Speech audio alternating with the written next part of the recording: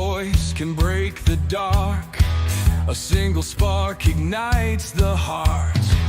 But if we turn when justice calls, the chains we forge will bind us all. When truth is silenced, when lies take hold, the cost is freedom, the soul grows cold. No one stands tall while another must fall. Freedom for one depends on freedom for all. We're mavericks of freedom, rebels in the fight, defending every voice, defending every right. For the moment we falter, the moment we stall, we lose our own freedom when we let others fall. You can't stand free while others kneel. When justice fades, it's freedom they steal. An innocent condemned, a crime unspoken, and with it the bond of liberty is broken. No tyrant rules without our consent. Oppression thrives where silence is spent.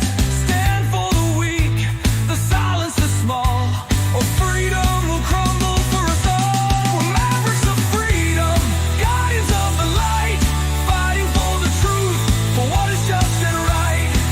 For the rights of one are the rights of all. We rise or we fall by answering the call. Even those we may oppose deserve the rights we all uphold. For if we deny them what is fair, we build our own prison in despair. The fight's not easy, it never will be, but justice for one is the key to be free. We stand as mavericks, together we strive, defending the rights that keep freedom alive. We're mavericks of freedom, rebels in the fight, upholding every truth, protecting every right. When one is oppressed, we're all in the thrall. Freedom for one depends on freedom for all. So take a stand, let your courage rise. Defend the truth, don't compromise. For the soul of the world, the writing's on the wall. Freedom for one depends on freedom for all.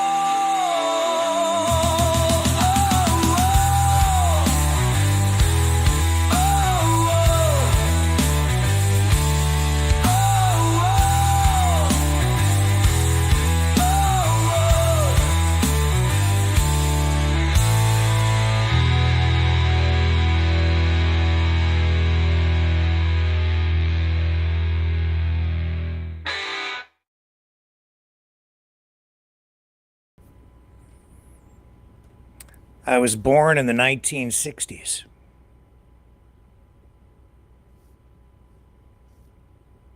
What a privilege.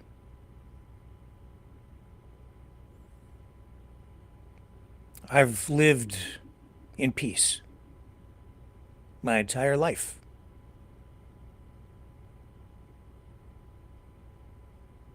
Growing up, when I was a kid, war seemed like something from the distant past.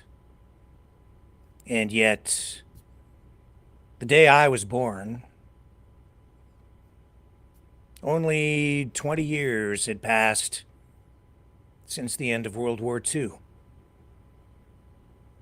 It seemed like an eternity.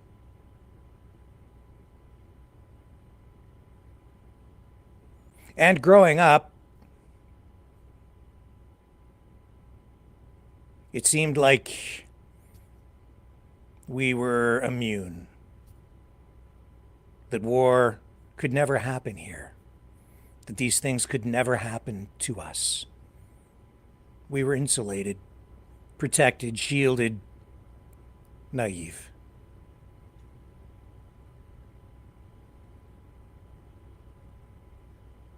And so many sacrificed so much to give me that.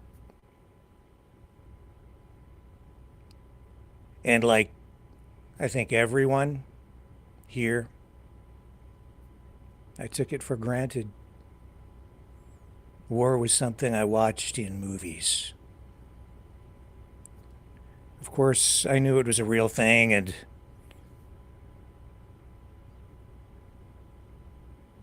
I took it seriously, worried about it. So much so that I used to have a recurring dream as a child. Strange dream. Always the same. I still think about it these days. A dream about my hometown, my neighborhood being invaded. Asking myself, what would I do to defend myself? What would I do to defend my home? And the images still burned into my mind from those dreams.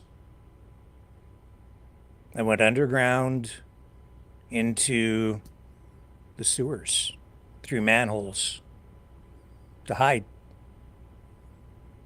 And as tanks were coming down the road in my neighborhood, and I'm like 5, 6, 7 years old. Yeah, that young, thinking about it. I'm popping out of these manholes, fighting back against these tanks.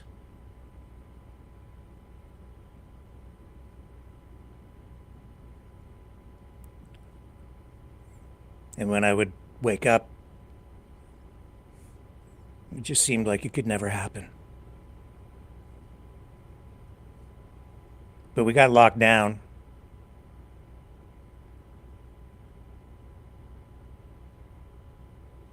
And never thought that would happen.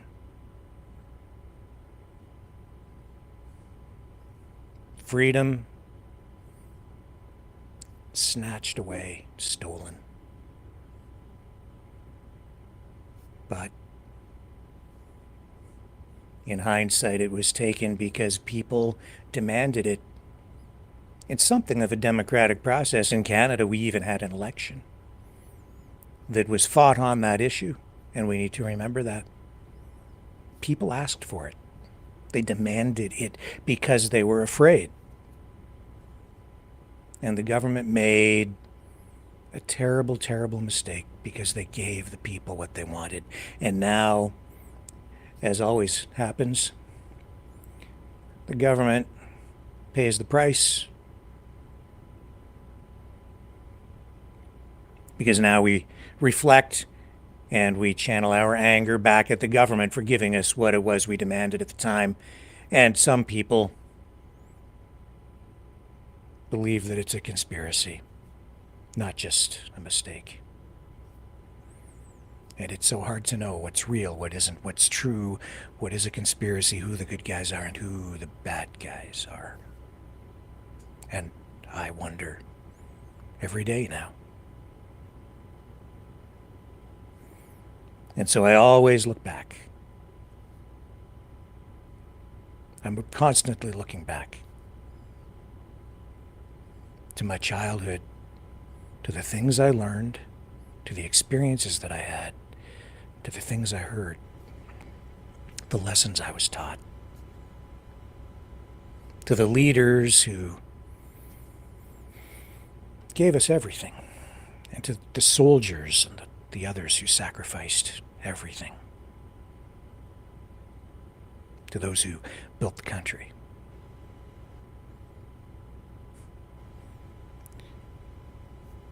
Back then, war seemed so very, very far away, so far away that it was ancient history and something that would never touch us. So it just seemed like it would never happen. So far away. And yet tonight, even as this new president pretends to be a president of peace, never have I realized that war is so close at hand.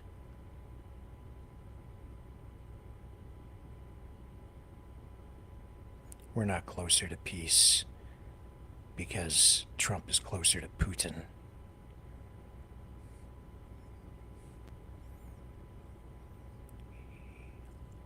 Quite the contrary. The entire world has been thrown into chaos in just over a month.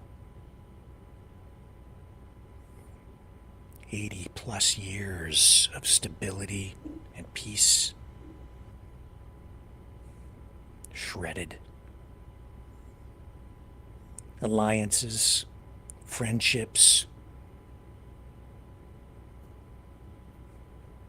shredded. And tonight, we're under attack.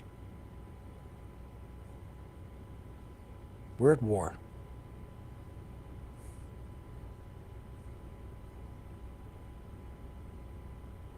Donald Trump has declared war on us. In Canada. In Europe. It's an ideological war, a war of ideas. And people can't make sense of it. I'm beginning to understand. It's a war of ideas. And it's deadly.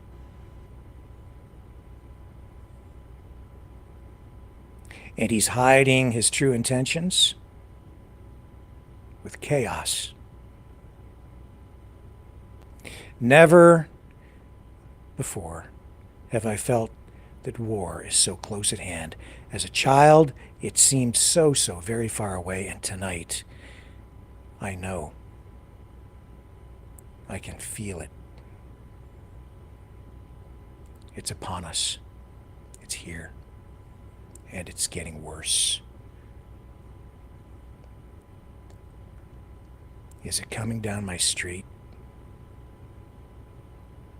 Tonight, I reach back into my past and yours.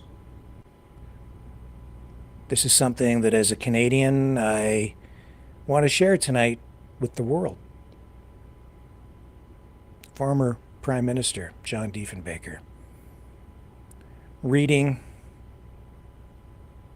a poem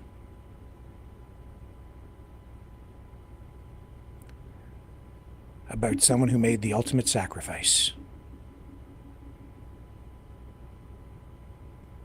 And tonight it has more meaning than ever.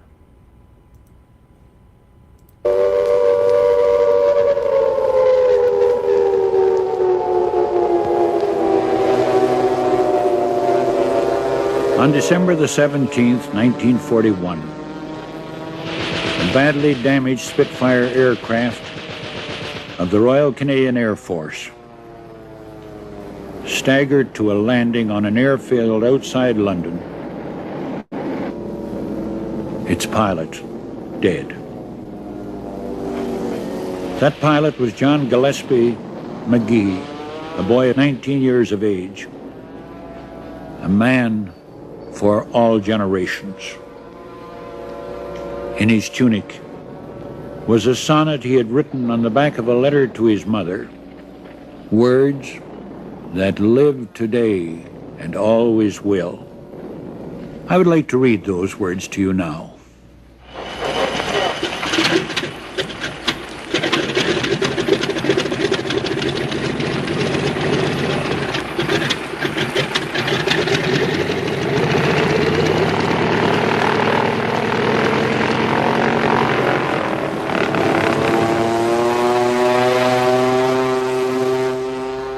Oh, I have slipped the surly bonds of earth and danced the skies on laughter's silvered wings.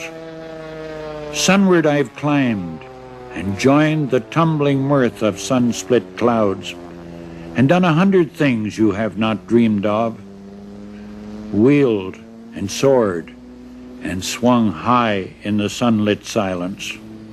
Hovering there, I've chased the shouting wind along and flung my eager craft through footless halls of air, Up, up, the long, delirious, burning blue, I've topped the heights with easy grace, where never lark or even eagle flew. And while with silent lifting mind I've trod the high, untrespassed sanctity of space, put out my hand and touched the face of God.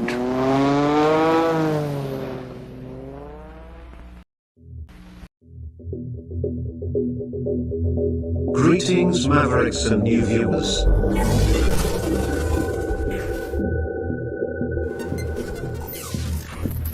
Tonight, direct and live from the Maverick News Network World Studios. This is Maverick News with Rick Walker.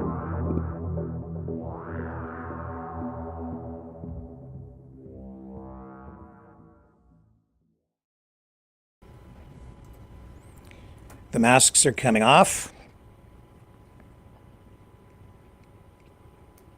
It's becoming clearer where people stand, and it's becoming clearer what's really happening.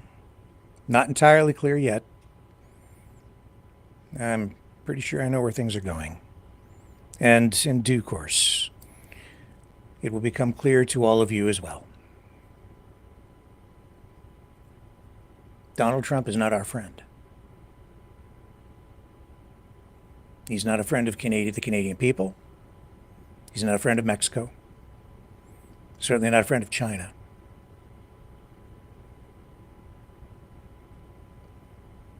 But he's all about the money. So, we'll see where that relationship goes. We're under attack. He's acting like a tough guy. He talks about playing poker, and I'm telling you right now, he's overplayed his hand. That's why he's putting a pause on auto tariffs for the big three auto companies. I'll talk about that.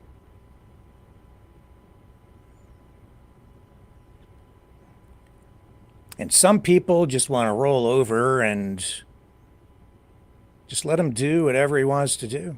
Some people want him to come here. Some people want to give up the country.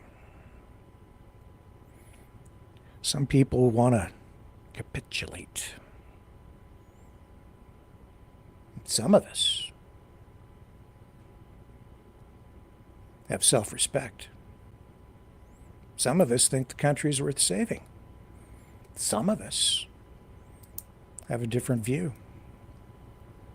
Some of us realize we're not alone. And that Donald Trump is weak.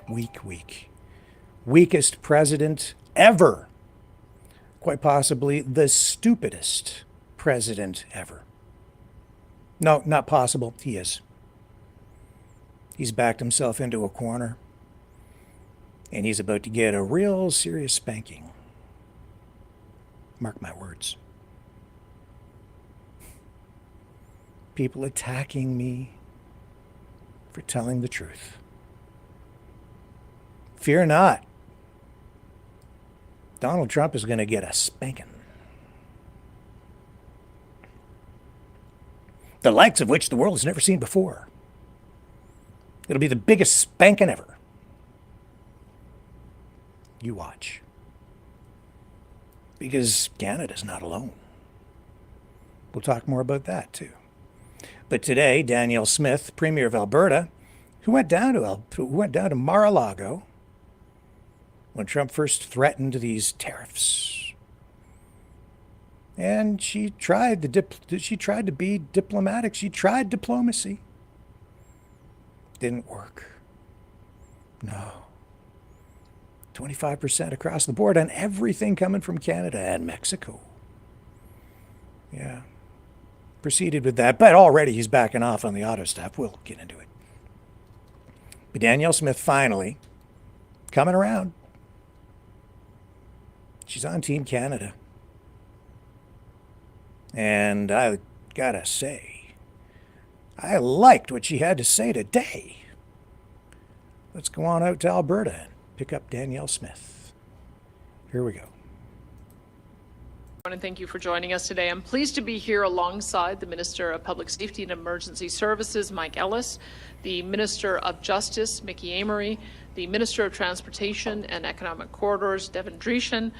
We also have Justin Wright, MLA for Cypress Medicine Hat, and Inspector Ken Howell from the Alberta Sheriffs, who will share information on progress on our border security initiatives. But first, I'd like to address everyone in regard to the current tariff situation. My fellow Albertans, sadly, the United States President Donald Trump has decided to place a 25% tariff on all Canadian goods sold to the United States, with the exception of energy products, which will be tariffed at 10%. These tariffs are unjustified and a clear breach of the North American Free Trade Agreement, or CUSMA, that was signed by President Trump during his first term.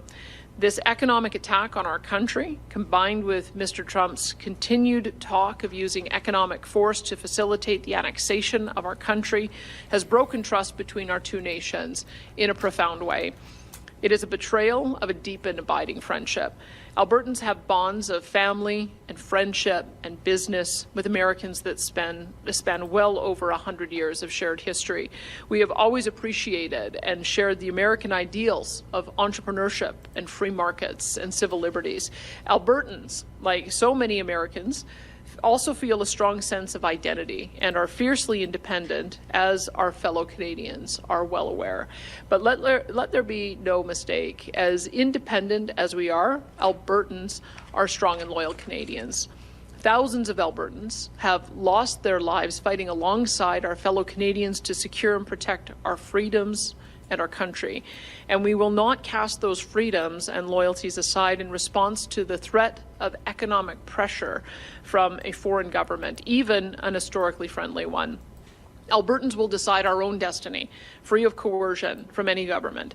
So today I'm announcing the following measures in response to the actions of the U.S. President. First, I've directed my cabinet to alter our procurement practices to ensure the government of Alberta, along with our agencies, school boards, crown corporations, and all Alberta municipalities, purchase all needed goods and services from Alberta companies, from Canadian companies, and from countries with which Canada has a free trade agreement that is being honoured. Second, no further purchases of U.S. alcohol or new VLTs will be permitted through the AGLC until further notice. We'll just have to drink a bit more BC wine and Alberta craft beer and spirits, and that's just fine with us. Third, I'm directing my government to assist our grocers and other retailers with labeling all Canadian products in our stores and ask them to voluntarily purchase their stock from vendors in Alberta, Canada, or countries that we share free trade agreements with that are being honoured. Our government will also augment these efforts with a substantial advertising campaign to assist Albertans to more easily access information about where various products on store shelves are from. I understand as well that there's at least 4 apps that have been created in recent weeks and months that can assist Albertans in doing this. And fourth, my government will enter into free trade and labour mobility agreements with every province that is willing to do so. The goal is to have no exceptions, just free trade and free movement of Canadian workers right across our province. I also want to point out that Canada has a secret weapon in this trade conflict with the United States, a trump card, so to speak. And it is located directly under our feet, and it is called Alberta Energy. You see, Alberta happens to have one of the largest deposits of oil and natural gas on the planet. It is significantly larger and far more accessible than the quickly declining oil and gas reserves located in the United States. Whether the U.S. president wishes to admit it or not, the United States not only needs our oil and gas today, they are also going to need it more and more with each passing year once they notice their declining domestic reserves and production are wholly insufficient to keep up with the energy demands of U.S. consumers and industry, let alone having anything left over to export as they do today. We in Alberta would love to increase the amount of oil and gas we send to our southern neighbours, to help solve that problem for them. Currently, they buy about $100 billion a year of highly discounted oil from Alberta, which tens of thousands of U.S. workers and refineries then upgrade into $300 billion worth of value to sell around the world. We have made a lot of Americans very wealthy. It's in both of our countries' best interests to double the amount of Canadian crude moving south. It means more Canadian jobs and even more American jobs. It means lower fuel prices for consumers and more U.S. and Canadian influence all around the world.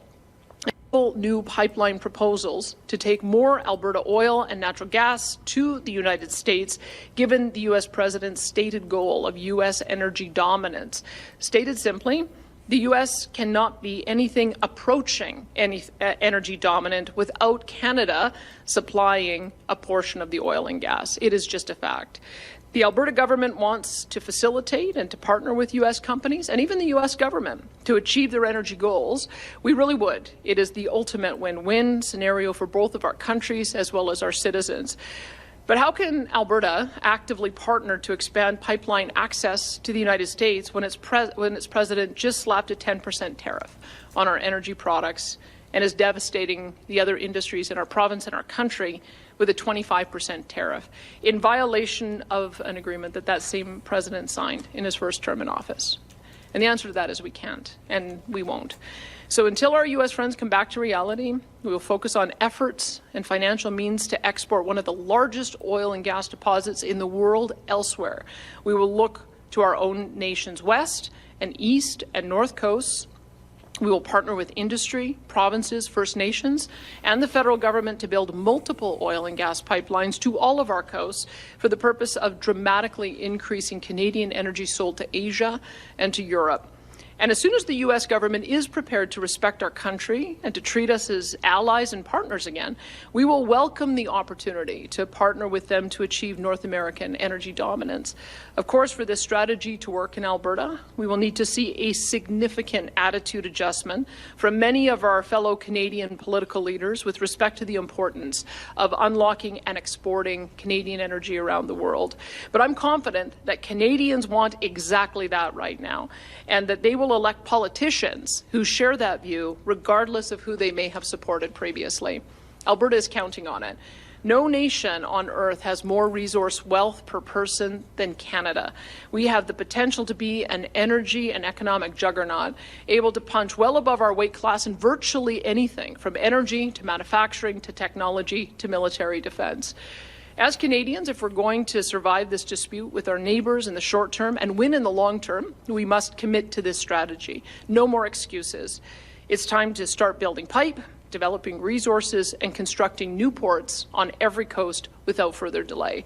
And as for existing oil and gas sent to the United States, Alberta does not and will not support cutting off or taxing Canadian companies on existing energy exports to the United States, and that's for two key reasons. First, doing so will hurt Canadians far worse than Americans should the U.S. retaliate in kind, which they will.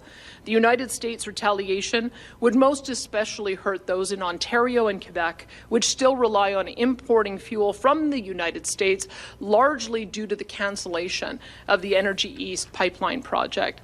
If we had Energy East, then cutting off or taxing Alberta crude without Energy East, cutting off or taxing Alberta crude going south is utterly self-defeating. But also importantly, U.S. polls are showing that the Trump tariffs, especially against Canada, are not at all popular with the American public, certainly not popular with the stock market. And that unpopularity is growing and will continue to grow daily as these self-destructive tariffs drive up the cost of food and fuel and housing and almost everything else for American consumers. Cutting off energy entirely would make Canada the bad guy for Americans, and we don't want that. We want the Americans to blame their struggles on the actual source of their problems, that being the Trump tariffs. So instead, every Canadian leader should be engaging with the American people, their governors, and members of Congress to use their power and their influence to reverse the tariffs. To that end, I'll be traveling to Houston next week to continue that push. After all, the friendship and bonds between the United States and Canada are far deeper and more lasting than any one person or government. And as upset as we are Our quarrel should never be with the American people. They are our friends and family. Now, finally, my fellow Albertans, I'm not going to sugarcoat things. The road ahead is very bumpy. If these tariffs continue for months or longer, there will be significant job losses. There will be higher inflation and lost opportunity. And there will be large budget deficits as our government seeks to cushion the blow for Albertans while ensuring that we continue to provide the public services and infrastructure that you and your families rely on. But let me also say that there is not a shred of doubt in my mind that we will prevail. We are a strong and free people. We stick together and we help one another when the going gets tough. We are relentlessly innovative and we find ways to overcome virtually any challenge placed before us. We always find a way, and we will do so again. And oddly enough, this crisis may ultimately result in our province and our country becoming more unified, more prosperous, and more powerful than ever before. Make Alberta and Canada remain forever strong and free. And thank you for that. And now I'd like to turn things over to Minister Mike Ellis for an update on our interdiction patrol teams. Okay. And then they talk about their efforts to strengthen security at the border, I think is where he's going with that. But we'll jump out of that so that we can go over to the Toronto Board of Trade with Foreign Affairs Minister Melanie Joly. And of course, the topic of discussion there, what else? Canada-U.S. relations. Here we go. Vancouver, and of course, last but not least, beautiful Toronto. And I will, of course, answer your question, Roselle, and I know many of you will have questions, but I just wanted to give you 2 points mainly before starting this fireside chat. First, as we all know, the U.S. launched a trade war against us yesterday, and we came up with a very strong retaliation plan, which was $155 billion worth of tariffs. And we did that in the context of making clear that we would never negotiate against ourselves, and we would never be in a weak position. And so while conversations are happening, and I'll be able to answer questions today about that, and things are very, very fluid, I want you to know that we have your back. And the Canadian government is here to defend every single jobs in this country. And that's something I take very, very, very much at heart, and I completely understand what is at stake. Secondly, this is happening at a time where the geopolitical tectonic plates are moving very quickly. And so it is, yes, this trade war that is happening, but it's just overall geopolitical uncertainty.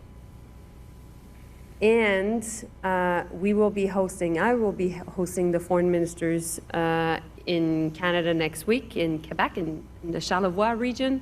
For the first time, a member of the Trump administration will be coming to Canada. So Marco Rubio, the Secretary of State, will be coming to Canada, along with all the foreign ministers of the G7. And of course, our goal is to make sure that there is strong G7 unity. And why do I mention that is I know that being a former business person, you can't take decisions when there's so many risks, because you're dealing with risk every day and you're trying to assess it, and based on that, you take your decisions. But we're now in a world where you can not only assess economic risks, you have to assess political and geopolitical risk at the same time.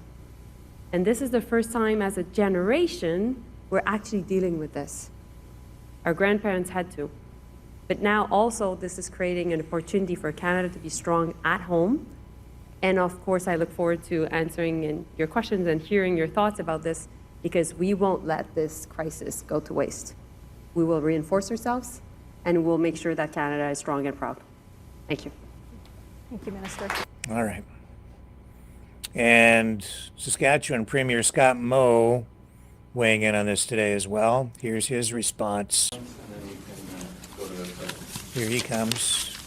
Sure. Thank you, everyone, for joining us here today. Now, maybe just run through a few opening comments that really lay the groundwork on, where we find ourselves today in Saskatchewan, where we find ourselves today in Canada and across North America. We are facing really what are three implied tariffs from the President of the United States as Canadians. The first is related to fentanyl and border security. Now, that's the tariff that is in place today and came into place this week. The second tariff, the indication is that it would be looked at and a decision made on March the 12th, which would impact steel and aluminum. And the third would be the reciprocal tariff that is more globally focused. Our goal has been all along in the lead up to this week and continues to be, first is that we have a no tariff environment, that we have a free and fair trading environment across North America. Second, if we do find ourselves in a situation where tariffs are in effect, that they are in effect for a minimum length of time or a limited length of time for certain. The impact of tariffs that are imposed by President Trump is first and foremost going to be felt by U.S. families. Inflationary pressures they are going to see when they fuel up their vehicle. They're going to see those same inflationary pressures very shortly when they make a trip to the grocery store, for example. The secondary impact will be job loss. Job loss in American communities. The proposed counter tariffs would have a similar effect in Canada on Canadian families, as an import tariff is designed to do just that. I think it's also imperative for us to look at just where the global trade relationship is, in particular with our largest trading partner, the United States, with a number of other countries, and where that'll go. I think we need to keep an eye on as we find our way through this conversation. First, in the case of Taiwan, we see essentially a trade of multi-billion-dollar investment for a no-tariff environment. In the case of Japan, we see a trade or an exchange of military procurement, a commitment of U.S. military procurement for a no-tariff environment for Japan. In Mexico, we see a somewhat different approach where they are looking at limiting some of the imported parts, namely auto parts, from other areas of the world into Mexico and thus into a USMCA free trade zone. So trying to work with the U.S. administration and the president on some of their priorities. And in China, we did see an increase of the U.S. tariff on Chinese goods from 10 to 20%. And the response to that tariff was a Chinese tariff on ag products coming out of the U.S. into China. And so that may have an impact on Saskatchewan and on Canada as well. Also important for us, I believe, to look at the national response that we have been working with the federal government on for a number of weeks now. First and foremost, I would say that the government of Saskatchewan supports the targeted response that the federal government has come forward with, which starts with $30 billion in very targeted tariffs effective now. Will grow in 3 weeks by another $125 billion for a total of $155 billion in counter tariffs. That's a big number. However, those are targeted tariffs to maximize the impact on American companies, but minimize the impact on Canadian families. And so credit to the federal government for not going dollar for dollar tariffs, which would have a tremendous impact on Canadian families. About $600 billion are experiencing the American tariff moving south. About $155 billion of very targeted impact tariffs is the response from the federal government. Which brings me to where we are today, and through those discussions up to and including yesterday between the other 12 premiers, myself and the Prime Minister, as to what the provinces can do, in particular in the non-tariff space, in the regulatory space. And we discussed a number of non-tariff measures the federal government could take, but also a number of non-tariff measures that provincial governments could take as well. And so effective immediately, what we are here to announce today is the Saskatchewan Liquor and Gaming Authority will stop purchasing U.S.-produced alcohol, and will stop selling any U.S. alcohol that we currently have in stock to any of the private retailers that are in the province. We'd also announced that the goods and services that are procured by the government of Saskatchewan ministries as well as the Crown corporations are going to make every effort to prioritize Canadian suppliers. We're going to put our capital projects that are not yet in motion. We're going to put a very temporary pause on those projects to reassess how they are moving through this Ask Builds procedure. Those projects that are being constructed as we speak, the call and the ask has went out to the contractors involved to report back with respect to what level of American content they have in that construction and how they are going to drive that number down and drive the Canadian content up. The goal here is for us to greatly lower or even get to zero with respect to the U.S. procurement in the capital projects that we have, the publicly funded capital projects that we have. But there are a number of exceptions, as we know, for essential products in each of those builds, and I think that speaks to the integration of the North American economy and the fact that we have enjoyed and I think valued from Saskatchewan's perspective the trade relationship that we have north and south of the 49th parallel. We are also encouraging school divisions, municipalities, post-secondary institutes to adopt similar procurement policies as they go through the next number of days. Important for us to remember as well, this is not the first and likely not the last tariff conversation that Saskatchewan has had. We're a province that exports $49 billion to over 160 countries around the world. We're a province that has a presence in those countries. And we're a province that engages when we have trade challenges. 5 or 6 years ago, we had a very similar challenge, albeit not as large, significant, and widespread, but a very similar challenge with previous President Trump administration when it came to steel and aluminum tariffs. We also had discussions with respect to potential uranium tariffs at that point in time. We've had to work through tariff discussions with the countries of India when it comes to pulse exports, Canadian or Saskatchewan pulse exports, as well as China when it comes to canola exports and some of the non-tariff barriers like phytosanitary standards that were identified by China a number of years ago. And so this is not our first time as a province to engage internationally on tariff or non-tariff barriers with some of our more significant trading partners around the world. But it's also important for us to remember this. Our most significant trading partner has, and when the dust settles, will still be the United States of America. Our most significant ally has and will continue to be, when the dust settles, our most significant ally in the world. That's not to say that our relationship isn't changing before our very eyes, but we do export, as the province of Saskatchewan, over 55%, about $29 billion of our exports do go to the United States. About 80% of our imports also come from the United States.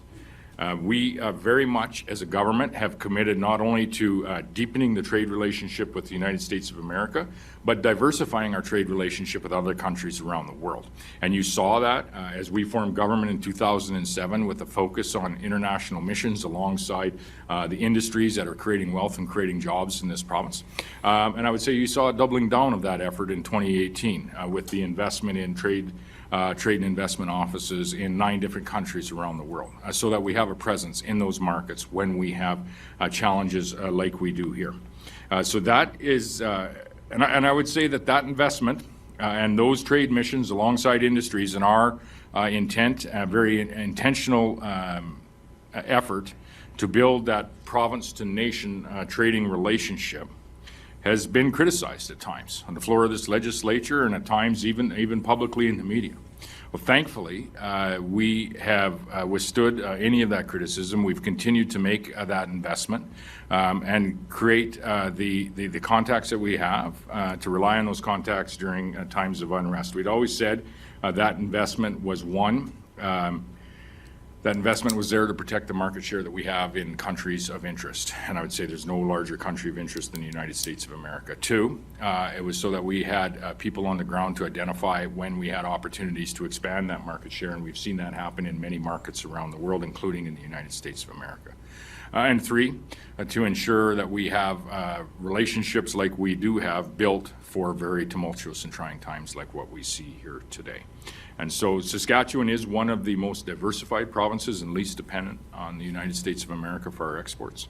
That being said, they are our largest trading partner, our largest ally, and it's important for each of us to remember that as we go through what is admittedly a very challenging conversation with the President and his administration, but we will find our way through it. And I have with me our Deputy. Okay.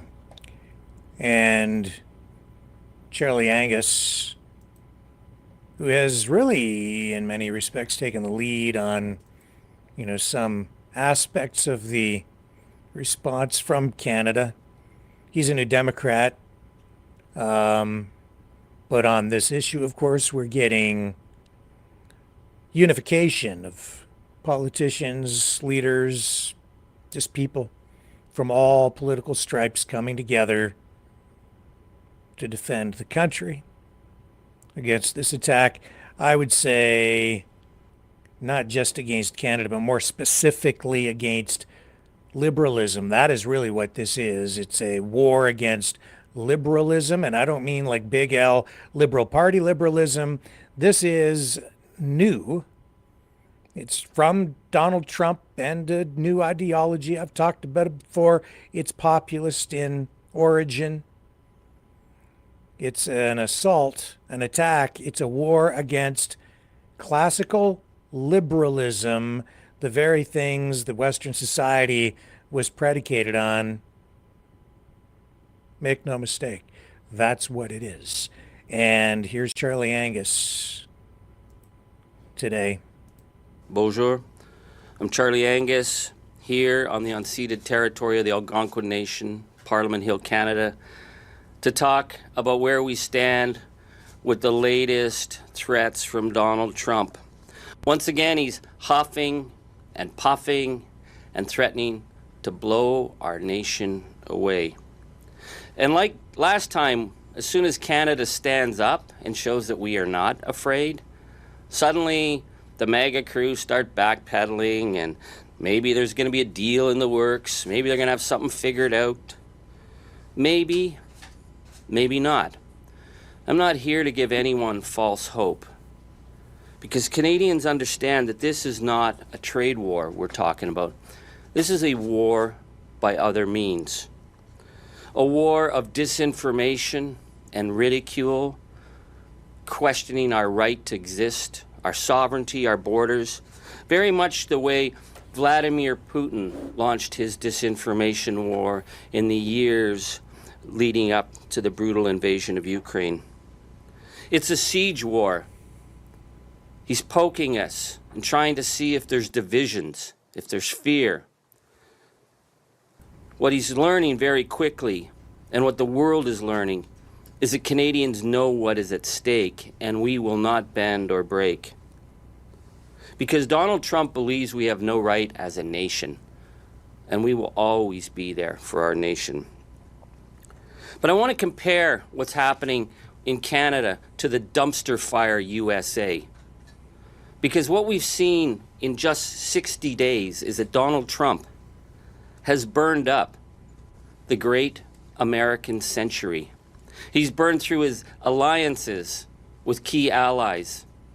He's burned through Americans' leadership role on the international stage with his disgusting attack on President Zelensky and his willingness to put America on side with North Korea and Russia.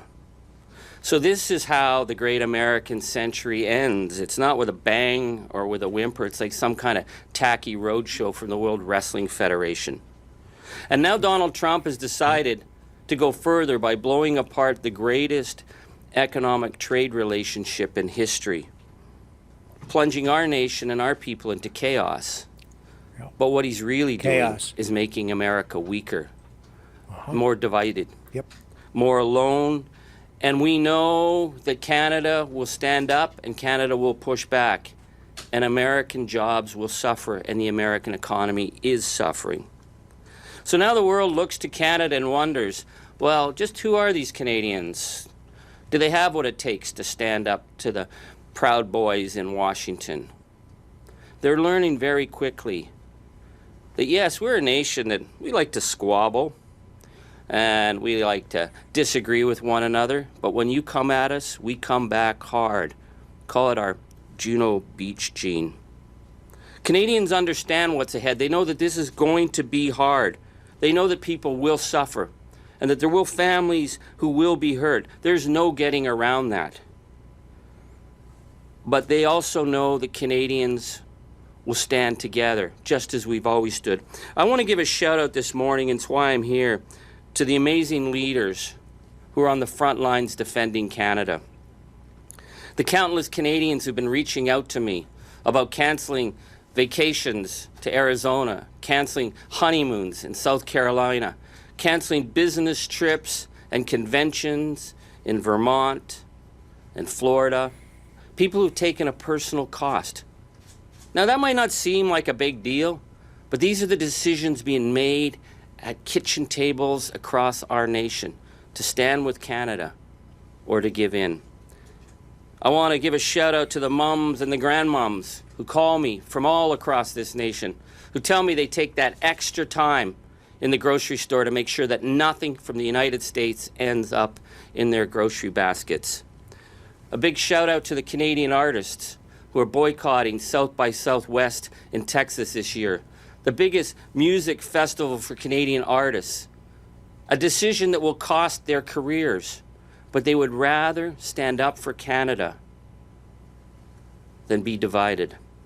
And I want to give a special shout out to the new Canadian voices that I heard on CBC yesterday, the people, first-generation Canadians in Scarborough, who are on the lowest part of the economic rung, who they know when economic hard times come, they're going to take the first hit.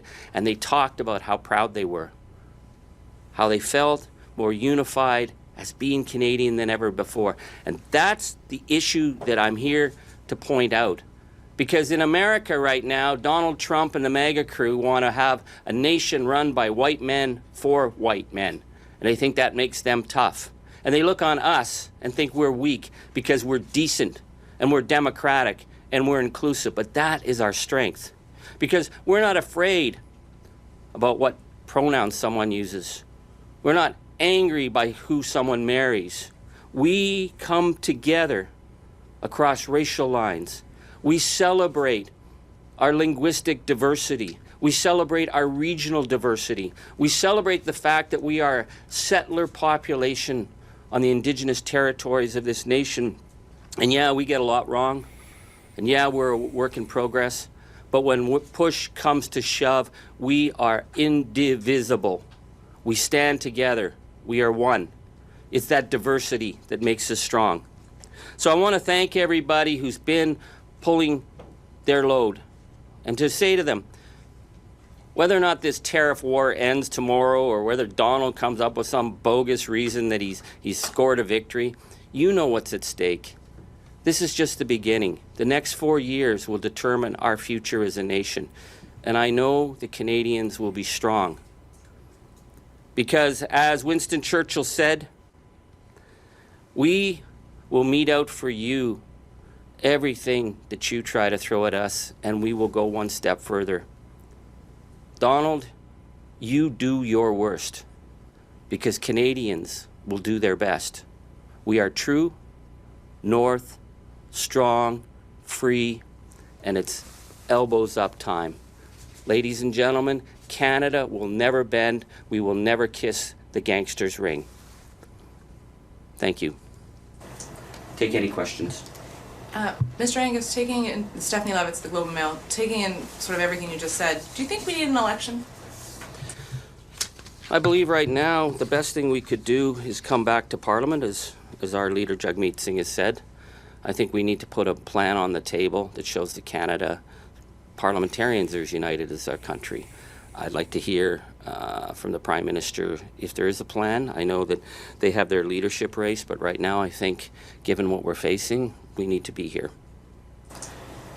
I wonder what your sense is about why your leader and your party right now are losing support both to the Liberals and the Conservatives. Well, you know, I've seen a lot of polls. Polls don't mean much to me right now. I think my focus right now is Canada. I think Canadians want to see that we're going to stand up for them. Do you want to stay in politics? Oh, I'm not leaving politics in a second. I'm just not going to be in Parliament. But, You know, as Tom Joad said, wherever someone's going to be pushed around, I'll be there. The fight continues. That was cryptic. What are you gonna do? Stay tuned. Stay tuned. NDP maybe? Can your guy hang on? You know, it's amazing. I ran for the leadership of the NDP in 2017, and I don't know if there are any trivia pursuit nuts out there, the ones who are real geeks. I came in second. So that was my experience, and I am going to be where I'm going to be, and it's not going to be in Parliament. Thank you. And Mr. Angus, Anya Kudanulia from the Canadian Press. The Prime Minister said yesterday that Donald Trump wants to weaken us economically so that he can annex us. Do you agree with that assessment? What's your view of his ultimate goal? When the Prime Minister of our country talks about a foreign leader trying to take our nation over, we have to take that seriously. We have now come to realize that we have 5,000 miles of undefended border with what has become a very malignant threat, a threat to democracy, a threat to our values, a threat to our sovereignty. So I think we have to take this moment very seriously. And this is why, standing up at this trade war, we see that Donald Trump doesn't have the backbone and will not have the backbone to take us on. But he will continue, and if we start to show weakness, then our future will be at stake. And you talked about how Canadians are, buying Canadian, not buying from American companies. What do you think the government should be doing in terms of procurement, things that they buy from American companies? The government needs to be out there with Canadians. We need to have a really strong position that we are not going to involve ourselves with any American contracts. I want to know if Doug Ford, he signed with Elon, then he canceled with Elon, then he signed again with Elon, then he canceled again with Elon. Make sure that that Elon Musk deal is stopped dead in its tracks. And my other concern is Elections Canada. I've been writing to them whether or not they're willing to step up to deal with electoral interference from Elon Musk, from X, from the American actors who we see are undermining elections in Europe. I don't believe that Elections Canada is ready. I don't think they have the tools. This is another question, does this have to come back to the Canadian Parliament? But we cannot be naive and think that we are not going to suffer from major interference from the malignant actors who are in Washington right now. And what kind of interference are you afraid of from X, from Elon Musk, or any other kind of tech player? We saw that in Germany, German government went to the courts to get access to the X algorithm. This is something I asked Elections Canada to do, to determine whether or not Elon Musk was interfering with the X algorithm to support far-right parties in Germany. We've seen that the Musk algorithm has been used to promote deep racial divisions in the UK. But the other element, what I just learned when I was in Europe recently at the NATO meetings, is the real concern that J.D. Vance is undermining actively democratic countries like Romania and promoting the far right.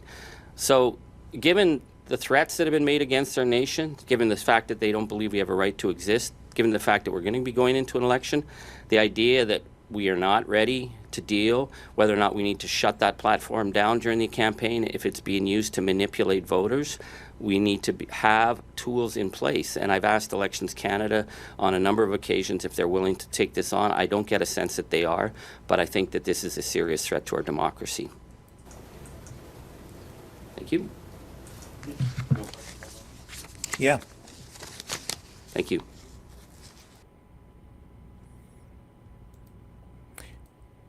President of Mexico also standing firm, and this is where I come in and say Canada is not alone, not at all, and this is why Donald Trump is going to get a spanking.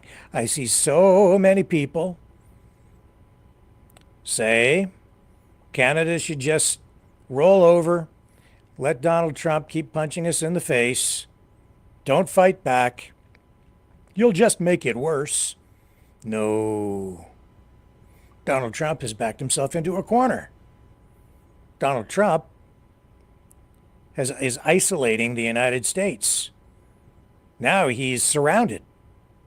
Canada on one side, Mexico on the other, and an expansive ocean on the other two sides.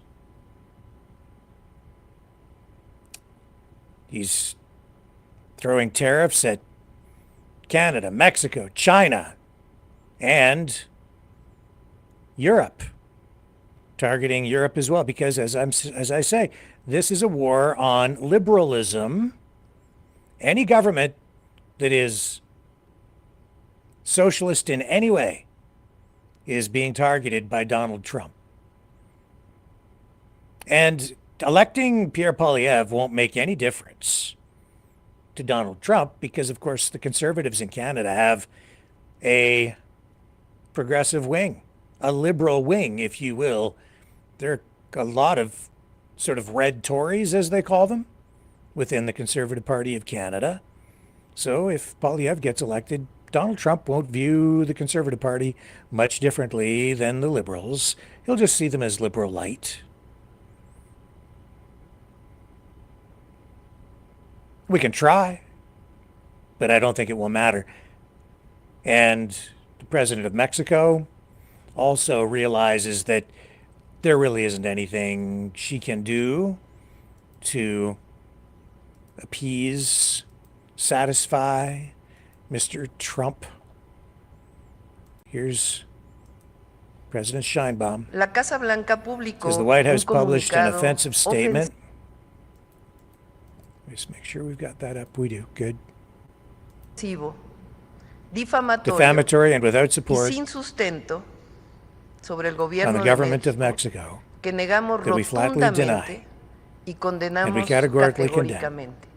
Quiero dejar I want to claro make el it clear día de today hoy que nosotros that we always siempre seek buscaremos una solución negotiated negociada, solution, como lo hemos propuesto, as we have en el proposed within marco the del framework respeto a nuestras of soberanías. respect for our Pero la sovereignty. decisión But the unilateral unilateral decision que tome Estados the Unidos United States afecta a las affects national empresas and foreign nacionales companies y extranjeras that que operan operate en in our nuestro país country y afecta and a affect our nuestros people. pueblos.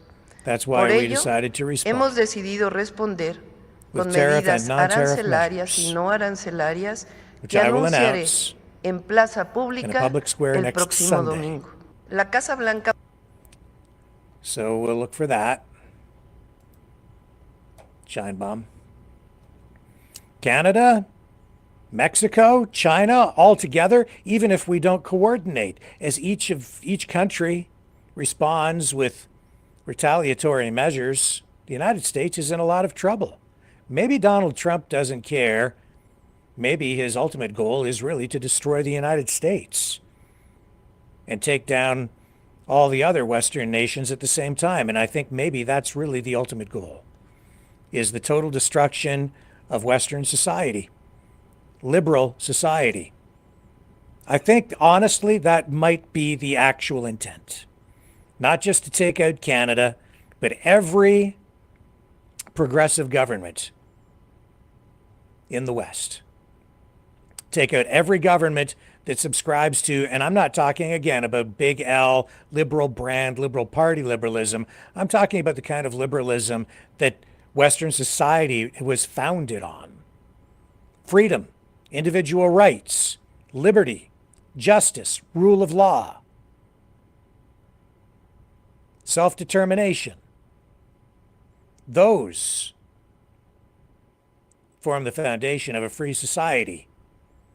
Rights, property rights, the right to free speech, those rights, the rights that I know you all cherish, but Donald Trump has rejected, ignores, says he cherishes them, but makes a mockery of them. He's thrown them into the dustbin and set them on fire. Says he protects free speech and then starts banning books. Says he believes in freedom of media, freedom of press, as he ejects journalists from the press pool for not using one word or one phrase, one title, the way he wants it to be used. Doesn't that seem a whole lot like enforced speech, compelled speech? Isn't that what we're supposed to be against? Donald Trump says he's for democracy, but where is democracy when he threatens a neighboring country with economic force to annex said country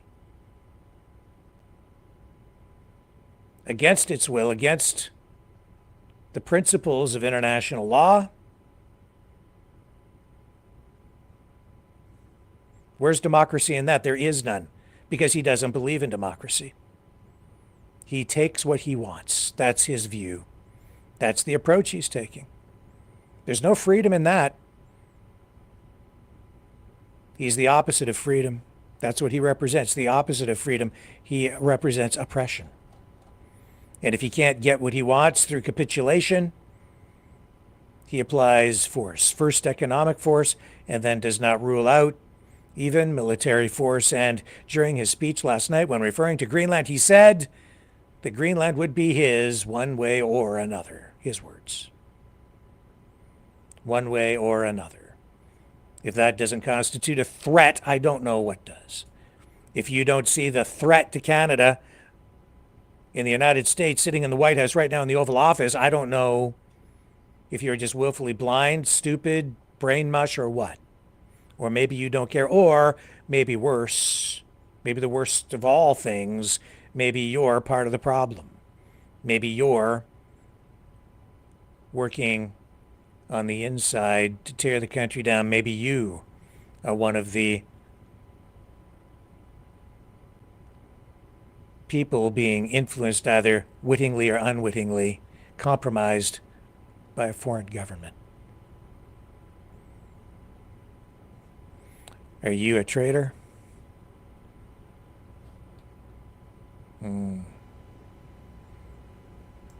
It's a strange question to ask a Canadian. Who would have ever thought? And Sheinbaum, Mexico, is signaling the strategic response, indicating that Mexico is prepared to retaliate with its own tariff and non-tariff measures, though she has stressed that starting this trade confrontation is not the goal. Trump did this to Mexico. Trump did this to Canada. Trump is doing this to Europe. He's doing it to China. He's doing it to all these countries. Trump is doing all of this. If someone's telling you that we're to blame, Canada is to blame, Trudeau's to blame, Poilievre is to blame, if they tell you anybody other than Donald Trump is to blame, except maybe Putin, other than that, it's Trump's fault. Trump did this. Trump's doing this. Trump can stop this anytime he wants.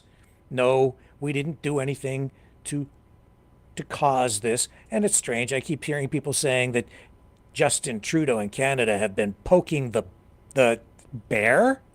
That's what they keep saying. They're poking the bear. Some of these online influencers keep saying he poked the bear. The bear, like the Russian bear in the White House? Why? What a weird choice of words. Yeah, Canada keeps poking the bear. Why? Yes, because Canada does have some managed sectors of the economy. We have more regulations in some sectors of the economy than the U.S. Yes, we have some tariff barriers in place to protect industries like dairy. And that's a sore point with the United States. I know it has been for some time, a long time. Nevertheless, they're not so punitive or damaging that we still haven't been able to foster the most successful trading relationship in the world. And there's always room for improvement, and we could open things up more, but that isn't really the issue anyway. Not with Donald Trump. The issue is not fentanyl. The issue is not immigration. The issue is ideology. That's what this war is being fought on. That's why people can't wrap their heads around it. They can't make sense of it. But Donald Trump is going to war with liberalism, and in the process, realizing this new world view that some people have of carving the globe into political spheres and geopolitical spheres of economic dominance by each of the major powers in the world, the superpowers.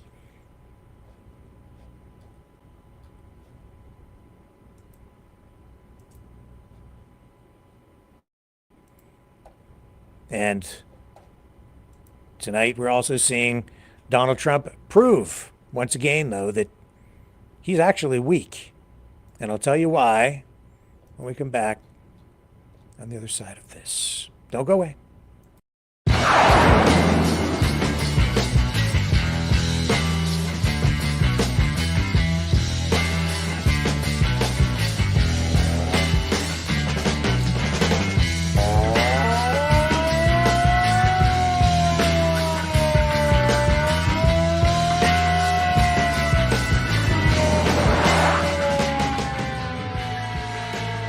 Maverick News. Fighting for freedom.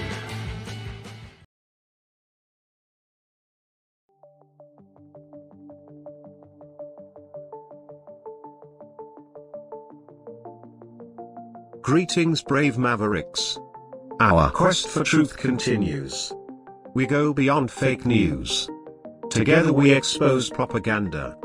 Together we pull others out of rabbit holes. We are maverick thinkers. We are all unique individuals, defenders of individual rights and freedoms, credible, trusted, grounded in reality. Maverick News, Maverick News. Defending free speech, free speech. Donate at freedomreporters.com. Do it now. Tomorrow may be too late. Maverick News. The world is watching.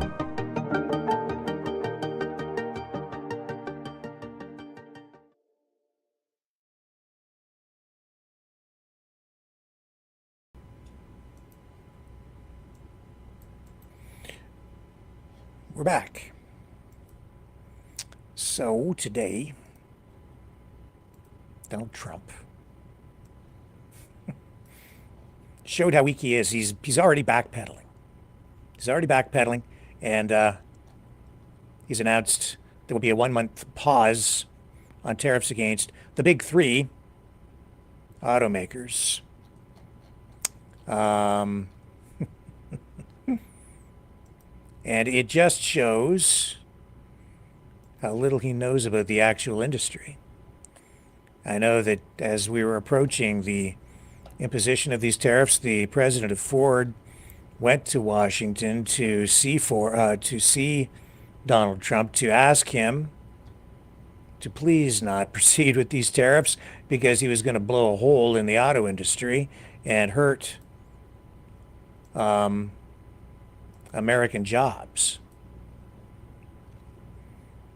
And indeed, that's kind of where we're at tonight. So this exemption, of course, comes after Trump received phone calls from now not just Ford, but also Stellantis and General Motors, and they went to him and asked that he please stop. Please stop punching us in the face for no reason. And so he's giving them a 1-month exemption on any autos coming through the USMCA. And so it looks like that involves Stellantis, Ford, GM, and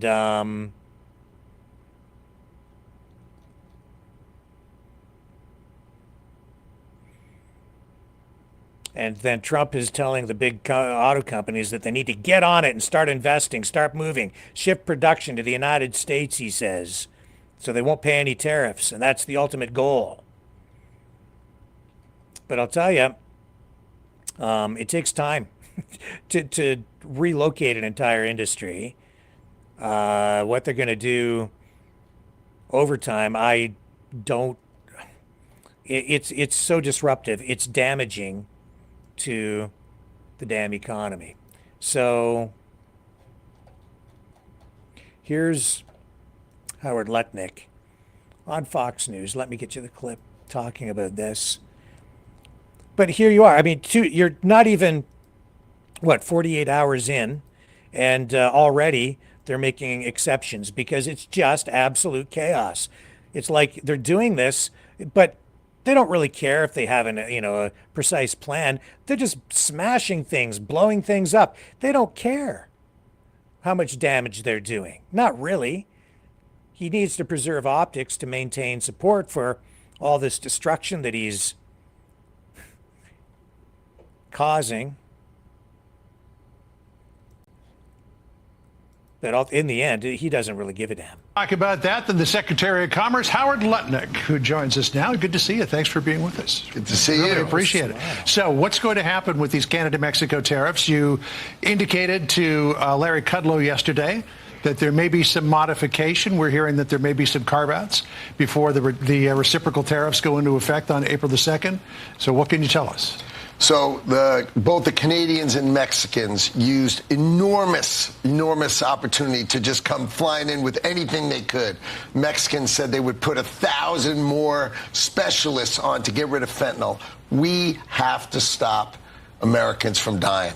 75,000 autopsy deaths. But we know, as the president said, it's got to be 3 times more. I mean, imagine if I lost my kid. Would I really worry about doing an autopsy of why they died? I'd just be heartbroken and ruined. So we've got to stop it. It's an attack on America, and it's got to end. So the president said, if you do more, I'll listen. He's been listening. He spoke today to Justin Trudeau this morning, and I was on that call. And so I think he's leaning towards coming up with an idea that allows USMCA, the deal he struck with Mexico and Canada, that's about half of Mexico and Canada. It's about half. Maybe those markets for the next month get excluded from the tariff and the other half. So basically, if you were doing trading with the United States of America and you ignored Donald Trump's agreement that he made years ago, you did it at your own risk. And so the president's thinking, now he hasn't decided this yet, so it's up to him. But he spoke to the big automakers yesterday, so he was leaning towards helping them out for just this month. And then we need to see the Canadians and Mexicans put long-lasting protections in to protect America. Not this, I'm doing a lot of work for the last 3 weeks. Give me a break. Okay, so Mr. Secretary, and thank you so much for coming on the program. So you're saying this would just be for about a month. The president hasn't said he's on board with it yet. So who is floating this idea? Why is it even out there? Whose idea is it? Well, look, the automakers, for instance, as an example, they made their pitch. And what they said was, look, we're domestic American automakers, and if you put a 25% tariff on us, and you don't put it on the Germans, and you don't put it on the Koreans, and you don't put it on the Japanese, you're helping everybody but us. So come on, can you help us if we comply with USMCA? Meaning if we've got U.S.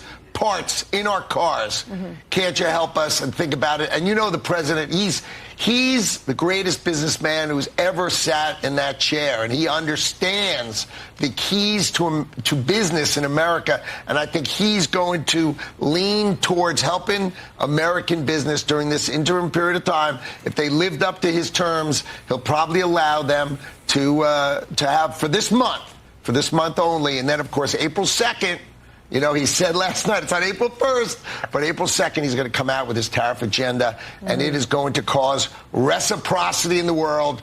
Stop treating us poorly. So explain to us, if you could, the strategy with Canada and Mexico, because right after the inauguration, the president came out and said there's going to be tariffs on Canada and Mexico. And then he came out and said, oh, no, there's not going to be. We're going to pause that for 30 days. Then he comes out yesterday and says that these tariffs are going into effect. And now today he's saying, well, maybe not on everything. I mean, is this push-pull? Is it taking 2 steps forward and 1 step back? I'm trying to figure out exactly what that's So there's been never a step back. There was just a pounding forward move, which said, I need fentanyl and the border closed, right? Remember how we started this. You are our greatest trading partners, Canada and Mexico, right? If we are so important to you, why is the border wide open? Why do we have to build a wall? Why aren't you building a wall? Why aren't you respecting America? Why do you think it's okay to disrespect America? So what they did is they disrespected America. They had caravans coming in from Mexico. They had visas just flying off the shelf from Canada, and every criminal in the world and terrorist coming in through Canada. And the president said, I've had enough. You guys are totally disrespectful, and I'm going to teach you a bit of respect. So he says, tariffs. Then they say, hold on. We'll start to respect you. And they start doing work. Then Mexico calls and says, I'll put 10,000 troops on the border. And the Canadians say, I'll put 10,000 troops on the border. And he said, if you're going to stop it, I'll give you 30 days to stop it. Show me what you can do for 30 days. But does that sound a foot off the gas? That sounds like a foot on the chest. Okay? So, Mr. Secretary, the critics of these tariffs say this is a tax on American consumers. And there's a lot of worry that these will ultimately lead to higher prices. You've got the CEO of Target and Best Buy coming out saying that they do believe ultimately they're going to have to pass this along to the consumers. So can you tell us today, will we see higher prices as a result of these tariffs? Well, as the president said last night, there's going to be a short period of time where there'll be some higher prices on certain products. It's not inflation. That's nonsense. It's certain products for a short period of time. But then what happens is, like I met today with a giant computer maker, and what he said was, I can bring it all in, and I can bring it all in fast, and I'm going to bring that production here. You heard the president say $1.3 trillion coming in. I think you're going to see 2, 3, and ultimately by the end of this year, $4 trillion of committed investment coming into the country, lowering prices, not paying the tariff, hiring Americans for great American jobs. You're going to see the resurgence of America, and it just doesn't make sense. Look, the Canadians build cars. The Mexicans build cars. This is an April 2nd comment. Why are our Michigan jobs in Canada? Why are our Michigan jobs in Canada? And that's what the president's going to address. He's going to say, come on back. Come on back. We're going to build Michigan. We're going to build Ohio. Here we come. Here comes America under Donald Trump. All right, so that's Canada and Mexico. Now, China's another deal. And the Chinese embassy in Washington, D.C. posted on X after the president's speech last night the following. If war is what the U.S. wants, be it a tariff war, a trade war, or any other type of war, we are ready to fight until the end. Now, China's obviously famous for complaining about everything under the sun, but it's also increasing its defense spending by 7.2% this year, saying changes unseen in a century are unfolding across the world at a faster pace. That could be complaining. It could also be taken as a less than veiled threat. Well, in 2019, President Xi sat across from President Trump and said he would put the death penalty on anybody who made ingredients for fentanyl. Okay? He said, I'll put the death penalty on. And you know where they are now? They have the highest subsidies. They subsidize the production of fentanyl to try to kill our workers. They're trying to kill our workers. So the president knows that President Xi can end it now.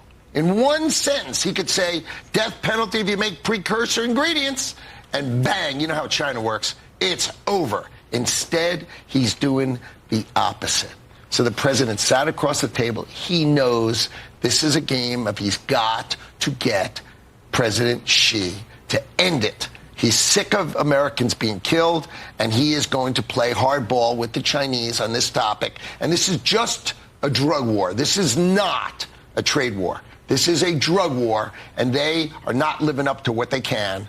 And Donald Trump is going to stand up for American families, and he's going to do it hard, and he's going to do it strong, and that's why we love him as our president. Well, and Mr. Secretary, we know you as a markets guy, of course, a Wall Street guy, and we've been watching the markets react to this. As you well know, investors don't like uncertainty, and, whether this works or not, there's a lot of uncertainty out there. And we've seen, not a huge hit to the U.S. stock market, but it's down about 5 or 6% since the highs in February as we await the outcome of this trade war. What do you say to market watchers out there, investors who are uncertain about the future of their investments? I would say the American economy, bonds, right? Interest rates are going to come smashing down because the president said he's going to balance the budget. Anybody bets against Donald Trump is a silly person, okay? He is the best person to bet on I've ever seen. So interest rates are going to come smashing down. Energy costs coming smashing down. These tariffs are going to create amazing production in America, and you're going to see the American stock market explode.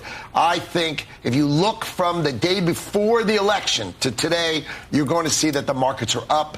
The market's what, 0.25% you're worried about now? I'm actually on TV talking about 0.25%. You got to stop it. You got to stop it.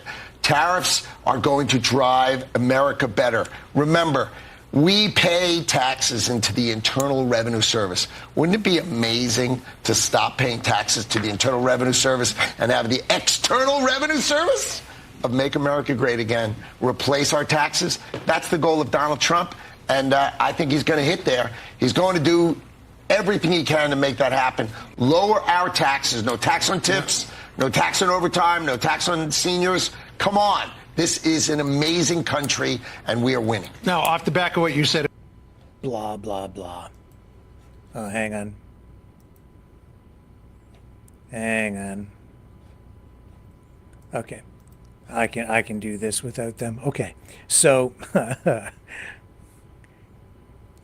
so much of what he said there was just upside down. He says that tariffs will generate income because they'll be essentially acting like a tax on incoming goods from other countries.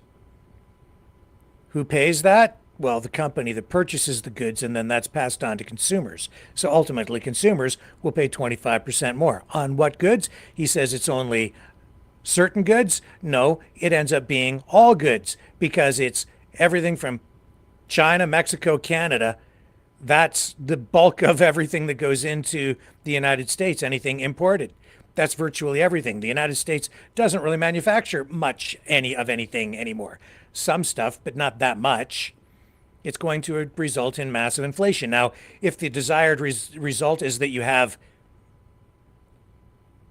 factories build in the United States to supply the U.S. market, to get around the tariffs, then they won't be paying tariffs. And if they're not paying the tariffs and you don't have the tariffs being collected, then you can't get rid of your income tax or generate revenue from the Department of External Revenue because the factory is in the United States. And so how are you going to run the government if you're not able to collect tax?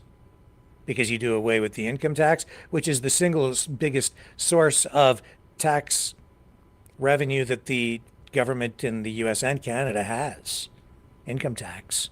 You do away with that if the tariffs have the actual intended impact, and so nothing that he's saying actually makes sense at all. And he says it won't result in inflation. That's exactly what this results in, inflation, because it adds cost to everything. And not just some things. And the other reason this isn't going to work, it's going to probably plunge the U.S. into a severe recession. And this is why Donald Trump is going to get spanked. Canada's on one side, Mexico on the other, the top and the bottom. And then you have China. And it's not, see, people say, Rick, Canada's too small. The United States will crush you. Yeah, but we're not alone. We retaliate, Mexico retaliates, China retaliates. Even if we don't work together, the retaliatory tariffs will take everything to a whole new level, or maybe to a whole new lower level for the United States, because it will affect virtually all imports going into the U.S. And I mean all imports, because Trump is imposing these tariffs across the board on everything. It's not targeted. That's really ultimately the main reason why they won't work. People criticizing our government's response, saying we should do nothing, have got it wrong. People who are criticizing our government's response, and when I say our governments, I mean that in plural, because it's all the provinces, it's the federal government as well, who say it won't work, they're wrong, because they're looking at it in a two-dimensional way, and economics works in a multi-dimensional way. They're thinking that Canada is just too small, and that if we start imposing tariffs, what Canadian taxpayers, well, Canadian consumers will end up paying more for all goods. But that's not the approach Canada is taking. Donald Trump is imposing tariffs on everything. Canada is using a targeted tariffs strategy, only imposing tariffs on goods that will hurt the U.S. most and have minimal impact on Canada. So they're strategically being selected. It's not universal and across the board. It still involves about 4,000 different goods, but it isn't universal. So take Florida orange juice, for instance. Target Florida orange juice. It's a Republican state. That's one of the reasons. The other reason is we can get orange juice from a number of other places, and we already do, whether it's Chile, Argentina, Brazil, even China. We get orange juice from China. There are all kinds of other countries that I think there are probably close to 11 or 12 other countries that we get orange juice from. So you go to the supermarket, Florida orange juice will be 25% more expensive than everything else. People will just buy the other orange juice from Brazil. Goodbye, Florida orange juice. Maybe Trump's trying to force the United States and Western countries to join BRICS. Brazil, part of BRICS. Maybe his loyalties don't lie with the American people after all. It's a very strange time. He's a very strange president. Nothing about this is normal. Not one darn thing. And what his posts today on Truth Social, also, in my view, really not normal. But the not normal is the new normal. Trump is the guy who's given us all the weirdness all the way from the beginning. You thought I want to talk about weird? Go back to the beginning of the pandemic and just walk your way through it. And who was there all through it? All right, so here's what he posts on Truth Social. For anyone, here we are. Justin Trudeau of Canada called me to ask what could be done about tariffs, he says. This is a phone call today.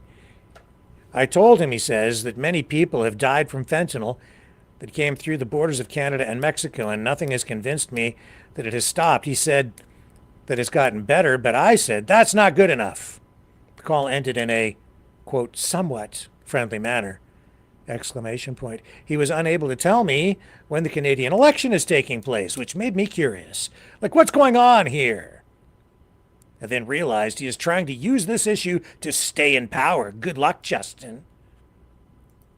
Yeah, that's propagandistic rhetoric feeding into a narrative that is just getting people jacked up. Certainly Trump supporters here in Canada are buying into some of that stuff. I'm sure that he probably, maybe he is too stupid to understand how Canadian politics works and what the procedures are, how the system is set up, our parliamentary system. But he's throwing out, just like he did with Zelensky. Zelensky's a dictator, Russian talking point, and they're trying to portray the Canadian government now as being undemocratic and illegitimate. De facto instead of de jure. Yeah, and then he continues with this one on Truth Social. He says, for anyone who is interested, I also told Governor Justin Trudeau of Canada that he largely caused the problems we have with them because of his weak border policies, which allowed tremendous amounts of fentanyl and illegal aliens to pour into the United States. These policies are responsible for the death of many people. Well, we already know that the fentanyl crisis that he's referring to as it relates to what's going on in the United States, that's not really Canada's doing at all. Very, very small percentage of the fentanyl going into the United States comes from Canada, but hey, why pay attention to facts when you've got a great narrative that you can use to take over another country? or use it as justification for such things.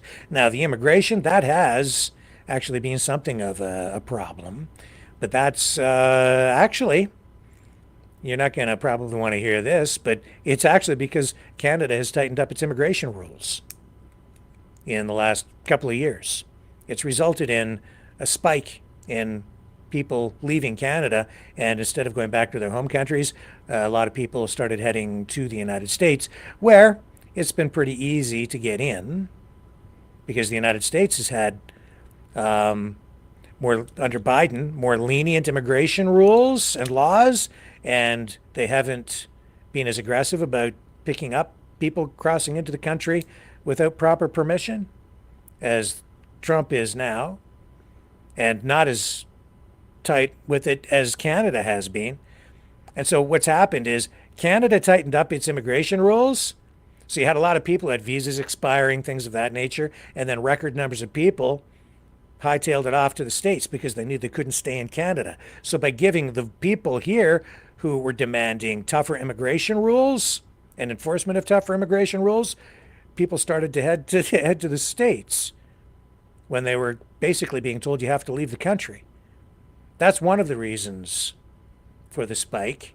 Prior to that, we did see sort of an incremental increase, and that's also because Biden had very lenient immigration policies, and because the United States has big diaspora communities. So if you're from India and you want to live in a community with a lot of other people from India, the United States has much larger populations from diaspora communities down there. So you can go find places, live in places where there are more people from your homeland than you can in Canada. We have communities here too for various people from various countries, but the United States has much bigger populations, just overall. And some people say more opportunity down there for jobs and things of that nature. A lot of different reasons why, but prior to just even a few years ago, the flow of my immigration was going the other way. Always did. We always had more illegal immigration coming into Canada than going back the other way. Things just in the last couple of years have flipped. These are excuses to do other things, for trying to come up with some sort of a strange legal justification and using the issue of national security to justify kind of anything that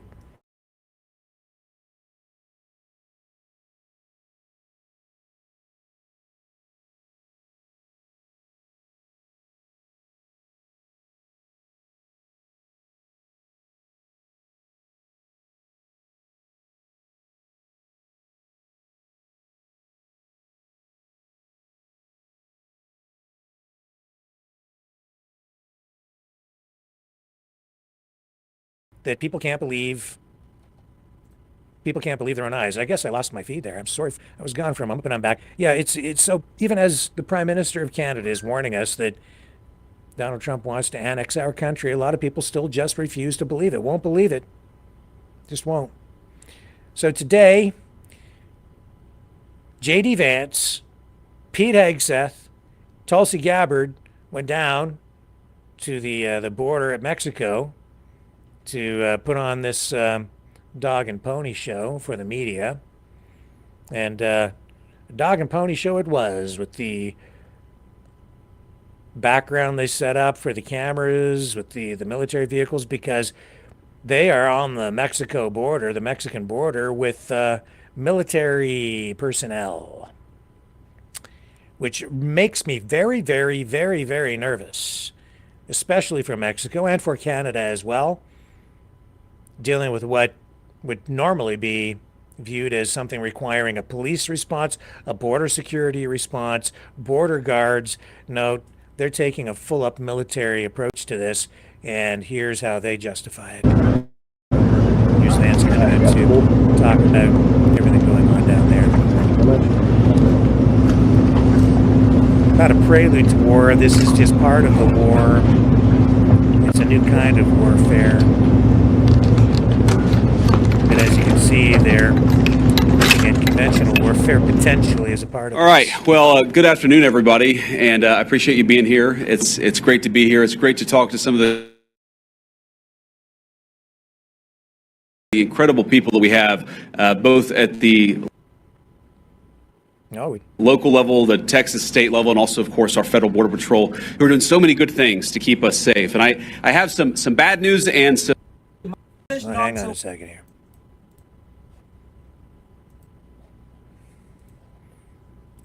Oh, here we go. Okay. Increases in migrant crime, in fentanyl deaths, and in just floods and floods of people who shouldn't be in our country who came into the United States of America. We also have a number of ways in which the cartels became more advanced, better warfighters, because Joe Biden opened up the American southern border and allowed the cartels to turn it into their playground. Now, that's the bad news. The good news is, as President Trump said last night at the State of the Union, it turns out we didn't need new laws. We didn't need fancy legislation. We just needed a new president of the United States, and thank God that's exactly what we have. And I will say that the most heartening message that I take away from my visit here at the Texas border is the number of Border Patrol agents who have come up to me and said thank you, or said because of this, we've cut the number of border crossings from 1,500 a day to 30 a day. Or the people who have come up and said we've seen a reduction in 85% of the number of people who are dying at the American southern border. And every single day that we continue to keep this border safe, that means less migrant crime, that means less fentanyl coming into our communities.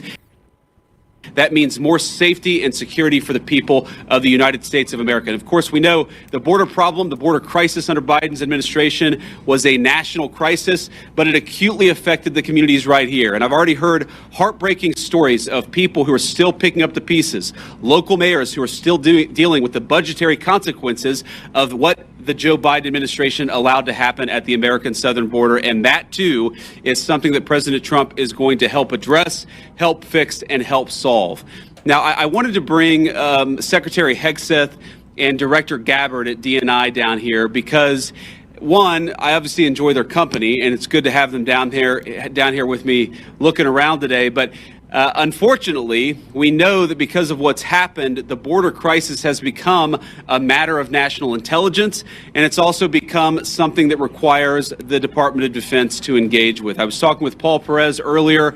The drone technology that the cartels are using requires, unfortunately, a military response and military support. So it was important for Secretary Hegseth to see what's going on, because we know that the millions and millions of people who were let in over the last 4 years, many of them are connected to foreign terrorists. It's important for our leaders.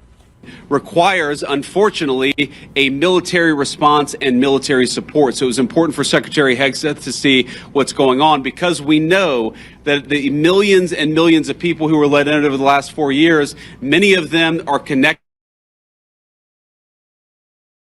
to foreign terrorists. It's important for our leader of national intelligence to get a sense of what's here on the ground. So before we take questions from the press, and all of us are willing to take questions, I want to give Secretary Hegseth and then Director Gabbard an opportunity to say a few words themselves. Mr. Secretary. Well, Mr. Vice President, thank you very much for inviting us. It's great to be here with you, with the Director, with our fellow friends in civilian clothes and in other shades of green. This is a demonstration of a true partnership on the southern border. As President Trump has made clear on the campaign trail and from day one and last night, border security is national security. And from the Defense Department, we've watched for a couple of decades other people's borders being secured while ours was open for an invasion of drugs and of violence and of chaos for American communities. That stops under President Trump.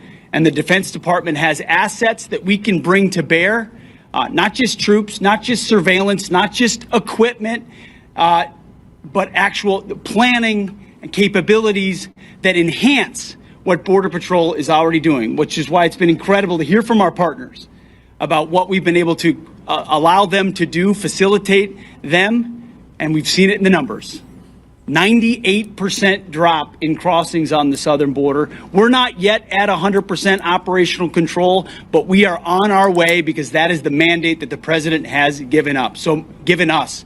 So more resources are coming to this border. We are dedicated to securing it. That's the reason for our trip and our partnership. And I want to thank all the men and women who've been doing it recently in uniform, who have been doing it a long time, right here, have dedicated their lives to securing the American people. And at the Defense Department, we are committed to continuing to being a big part of it. So, Mr. Vice President, thanks for having us. Absolutely, man. Appreciate Thank you. Great. Now, Director of National Intelligence, Tulsi Gabbard. Tulsi. Thank you, Mr. Vice President, for your leadership in bringing the country's attention to what has been happening here at the border and the significant change that has already occurred under the short time that President Trump has been in office. Really, what you're seeing here today and what you'll continue to see is a unified effort across President Trump's national security team, the Department of Homeland Security, towards our mission, which is to ensure a safe, free, and prosperous society for Americans. As Director of National Intelligence, there are a number of areas where we are focused. Prepare for war. The President talked about in his speech, over 21 million people have come across our borders illegally under Joe Biden's administration. There are many of them that we don't know who they are. They have not been vetted. We don't know where they are. I'll give you one quick example of one of the problems that we are getting after. From Central Asia, there were over 4,000 people who came across our borders using an ISIS-affiliated network. Our National Counterterrorism Center went through and identified those individuals. There were hundreds of them who were either known terrorists or associated with known terrorists. That information was provided to the Biden administration. You may remember in some of the news, a little over 100 of those people were arrested in 2024. Of those who were arrested, only 8 were either deported or remained in custody. Only 8. The rest of them were released back into our country.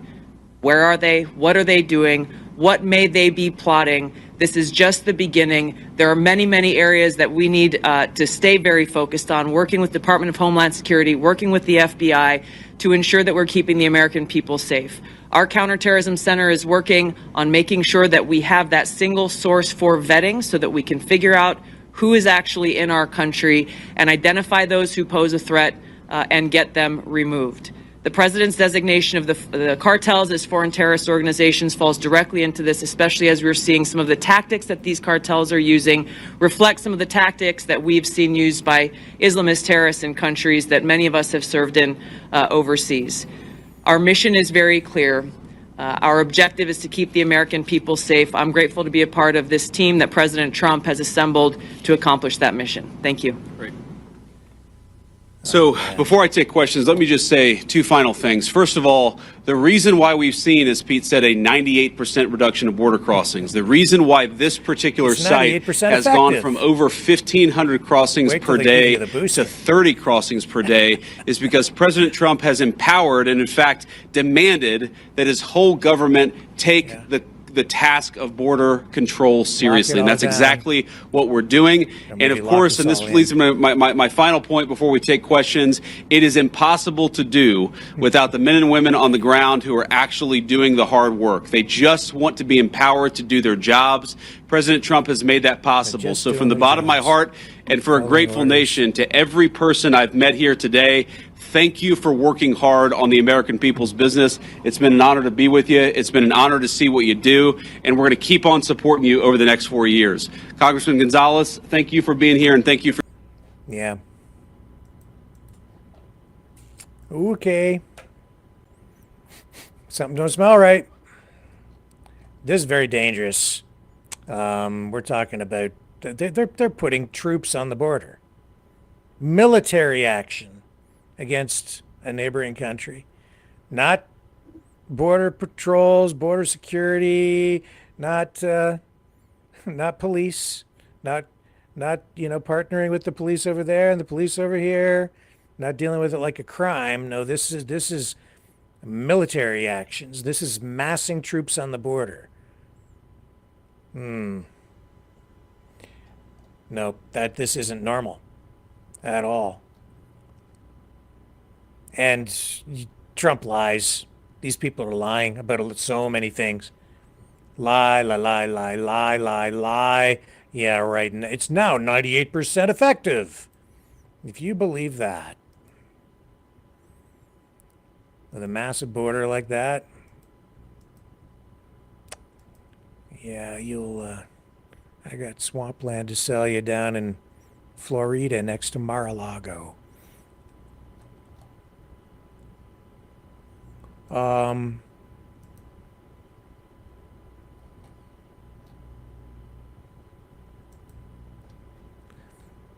Even during his address last night, he was talking again. I think he mentioned the banks again, yeah. Trump's been saying that Canada doesn't let U.S. banks operate in Canada, and people are believing it. When you can see with your own eyes, that there are U.S. banks operating in Canada in many major cities. In fact, I got a list here of all the U.S. banks that operate in Canada. You want me to run them off? Of course you do, because you want truth, not BS, not lies coming from a guy who is proving now to be a habitual liar. And if he's lying to you about this, what else is he lying to you about? These are the banks that operate, the American banks in Canada. Amex Bank of Canada, which is a subsidiary of American Express, Bank of America, National Association, Citibank, J.P. Morgan, Bank Canada, Wells Fargo Bank, Capital One Bank, Comerica Bank is in Canada, the Bank of New York Mellon, Northern Trust Company, PNC Bank Canada Branch, U.S. Bank National Association, and State Street Bank and Trust Company. And I don't think that's even the full list. I think there's a couple more. There's Fifth Third Bank is in Canada, and Silicon Valley Bank is in Canada, and MUFG, Union Bank, is in Canada as well. All those banks are operating in Canada today. And they do, I think, well over $100 billion in business every year. I'm not exactly sure, what that number's bang on, but those banks are all operating here right now. Well, Trump says that Canada won't allow U.S. banks to operate here. He's a liar. I'm going to say it again. Donald Trump is lying. He's lying about the scope of the fentanyl issue, and he has operatives up here in Canada as part of the propaganda machine helping him spread that lie with half-truths, exaggerations, to create the justification based on a national security threat that is entirely manufactured, to mask over the true agenda, which is to annex Canada, potentially, if he can get it done, and go to war with a government that he sees as progressive, liberal. He's going to war with every progressive government in Western society. It's not speculation. It's happening before your eyes. Not just Canada.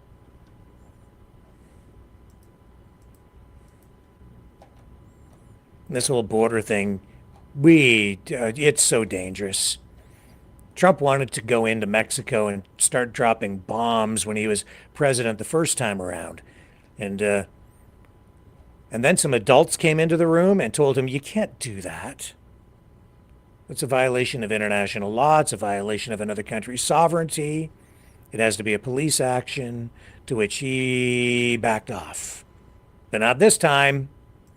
Don't be surprised. I mean, it could escalate to the point where he goes down there and starts dropping bombs. Just sickening. I don't want the drugs flowing either, but there are proper ways to do things. And what he's doing will not solve the drug problem because he's not really focused on the drug problem. And it won't matter how much is done by governments in Mexico or Canada. This is not what it's about, and there is no satisfying him on this issue. So, gonna have to come up with something else. That's why everyone is so perplexed. But yeah, stand up for yourself because we're not alone, and he's gonna find out. He's finding out already. If he found out, it's not, he got spanked by the auto company executives. That's what's happened. And there are a lot of other people who are going to go to Washington and spank the guy. These auto companies are big. And they're telling him straight up, you can't do this. If you do, you're going to do incredible damage to the American economy. And maybe they'll respond in some way to him. But he's lying. Last night in his address to Congress, he sat there and said that they're building auto plants all over America now.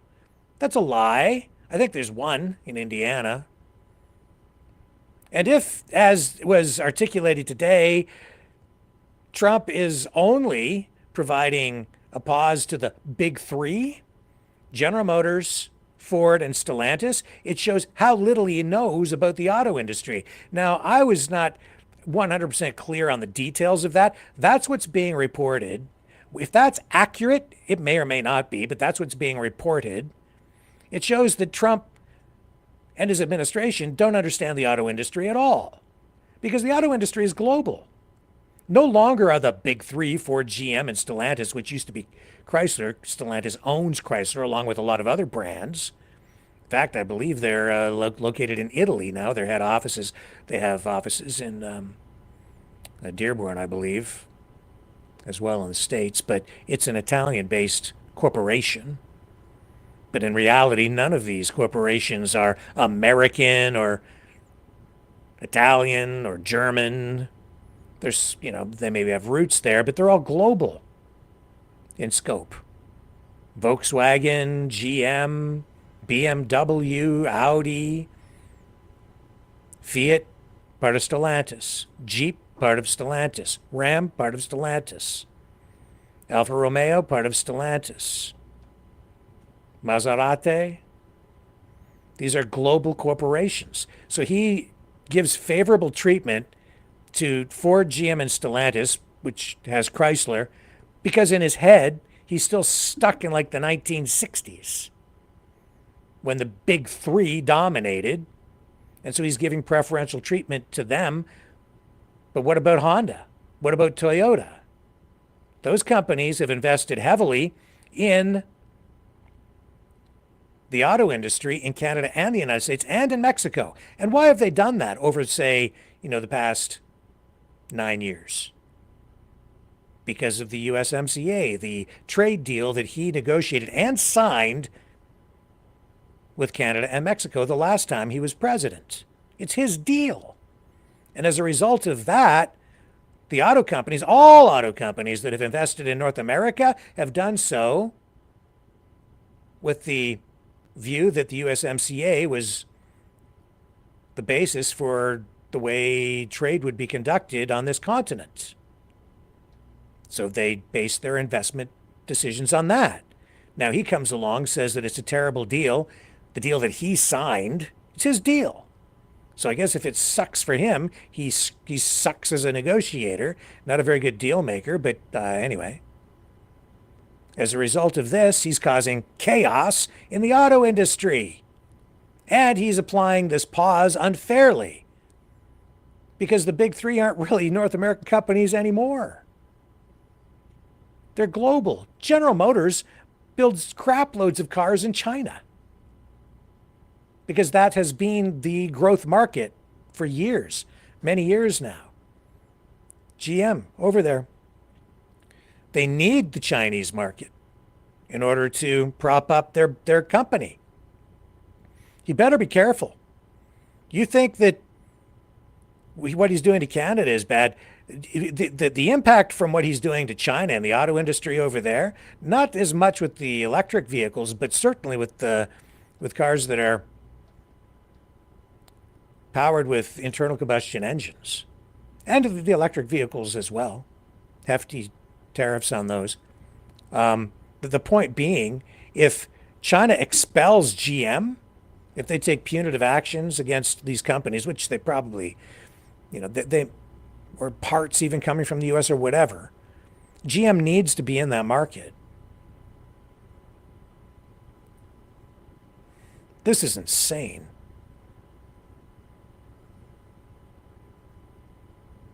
These companies like Stellantis, Chrysler is barely even a brand anymore because Stellantis hasn't been investing in it. They're down to, I think, one model of car. And then you've got the Ram pickups. You've got Jeep, which used to be part of the Chrysler brand. So you have those models. But Chrysler as a brand barely exists. They've been looking at maybe even selling it off. They haven't been investing in redesign and retooling and improving or coming up with new models for Chrysler. They haven't invested in it in years. So they're doing some things, but it's a brand that's fading away as they have all these other brands under the Stellantis umbrella. But in Trump's mind, it's still 1960, and you have the old Chrysler Corporation still humming along, which needed to be bailed out all the way back in like 1977, I think, with Lee Iacocca. Things are a lot different today. He doesn't understand how it works, man. It's all integrated. It's a worldwide industry, and in North America, the supply chain is completely integrated. So it's like he's going to blow a hole in everything. Let's go to the phones. How about that? You guys can weigh in on the conversation tonight. Here we are again talking about Trump and the tariffs. I'm going to put the number up on the screen here so you know what number to call. And we'll take some phone calls for a little while here tonight. If you want to call in, here's how you can do it. Okay, Mavericks, it's call-in time. Join the conversation. Call 1-647-734-4220. Then enter the PIN number 860-075-764, followed by the pound sign.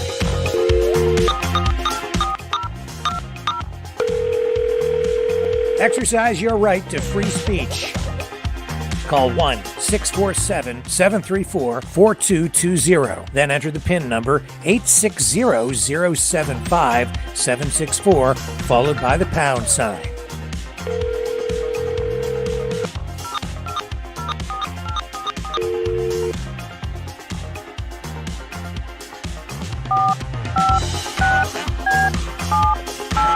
Call 1-647-734-4220. Then enter the PIN number 860-075-764, followed by the pound sign. Maverick News. Call now. The world is watching and listening to you.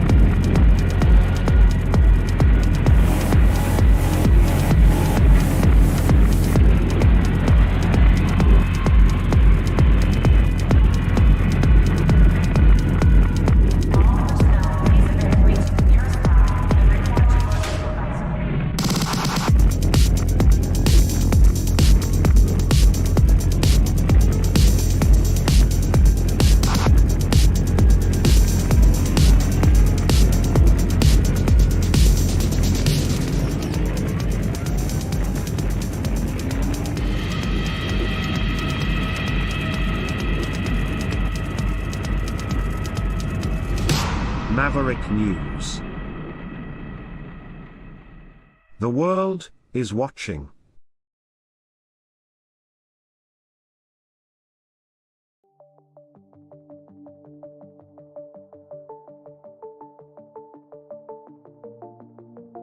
Greetings, brave Mavericks. Our quest for truth continues. We go beyond fake news. Together we expose propaganda. Together we pull others out of rabbit holes. We are maverick thinkers. We are all unique individuals, defenders of individual rights and freedoms, credible, trusted, grounded in reality. Maverick News. Maverick News. Defending free speech. Free speech. Donate at freedomreporters.com. Do it now. Tomorrow may be too late. Too late. Too late. Too late. Maverick News. The world is watching.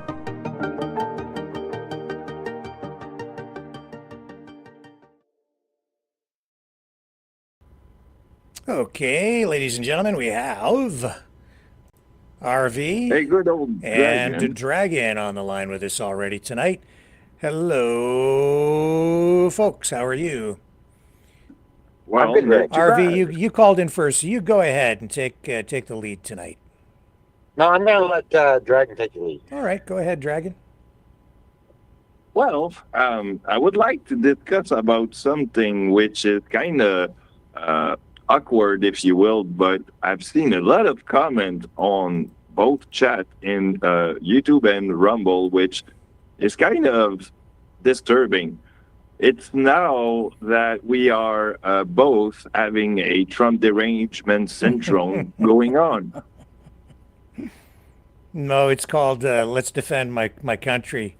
That's what it is. That's what's going on. That's been going for a while. Yeah. That's why I've been sitting in the chair from day one. So if you threaten my country, you're gonna have a little. I'm gonna have a little bit of an issue with you. And Trump has gone to war with us. Like, wake up. Okay? Yep. Like, it's just that simple. He's at war with us, and I'm going to defend my country. So here I am, still sitting in the chair, still defending my country, just like I was defending my country during the pandemic, during the lockdowns, during the mandates, during everything else that we've had to endure. And, as I sit back and I look at how everything is upside down right now and chaotic, and how the entire world, in like what, about less than 2 months under this new Trump administration, how the entire world has been literally thrown into chaos and a power vacuum created over in Europe. We've got alliances long-standing, since World War II, just blown apart. Troops massing on the U.S.-Mexico border by the thousands. Threats to annex our country using the same stupid manufactured excuse to invade us that they're using against Mexico right now, then using economic force and saying he's using economic force to force us to do exactly what? We're not sure, because obviously the things he's demanding aren't really things that he needs compliance with, because he wants something else. That's the country. It won't matter what we do. We can't satisfy the guy, because it's not about that at all. It's not really about the tariffs. The tariffs are just a tool to create more chaos. That's why we're going to the World Trade Organization here in Canada to deal with this guy that can't be trusted, because he signed this USMCA deal the first time around. He signed it himself, and now he's just breaking the deal. This is not us. It's not our fault. It's him. You can't trust the guy. He's breaking every agreement, every promise that the United States has made to Europe, to Canada, to Mexico. He's violating trade deals with all these countries, including ours. He's just in complete violation. People, of course, are afraid of the guy because he has a massive military and nukes, and he's freaking insane. And only that, in the MCA agreement, there's a part where it kind of live undisclosed the Roxham Road, right? Which there's a lot of people that will basically speak about that, right? And confuse themselves with that. But it's true that Trump did leave that open, and now he's kind of throwing us under the bus for that. So realize that, please, guys. You're going to take that in notes. He's looking to destroy our economy. Like, he's destroying your economy. You. He doesn't care about you, me, any Canadians. He has no respect for us or our country at all. RV, go ahead. Floor is yours. Well, you're right. He has no respect for our country, Rick. And Listen, there's going to be a lot of people that might be mad at me in this chat right now because I'm going to say it how it is, and I'm going to align exactly with Greg. And in fact, we're on the same page with this. Mm. Yeah. This is World War III, no matter how you look at it.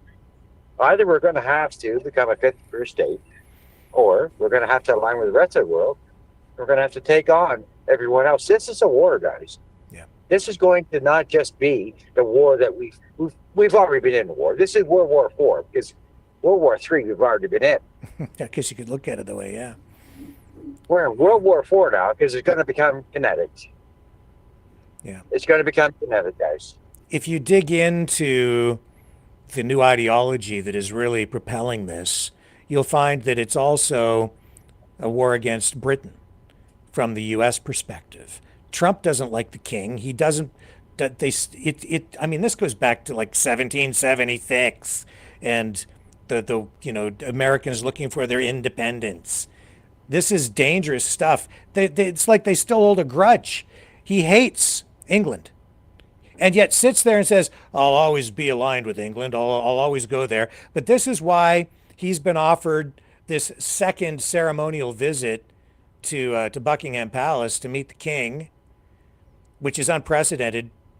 I think he might be the only one or the second president to get a second visit to the king like this. That's because they're trying to extend an olive branch to the guy so that they tone all of this stuff down, but it won't help. He's going after Britain.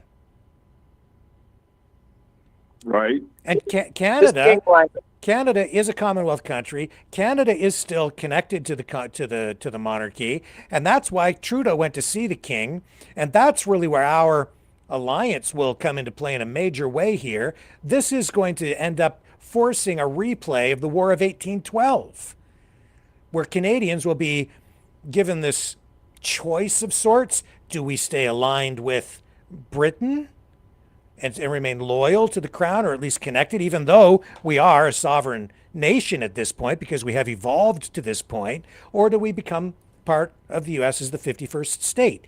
This is what's going to be presented to us.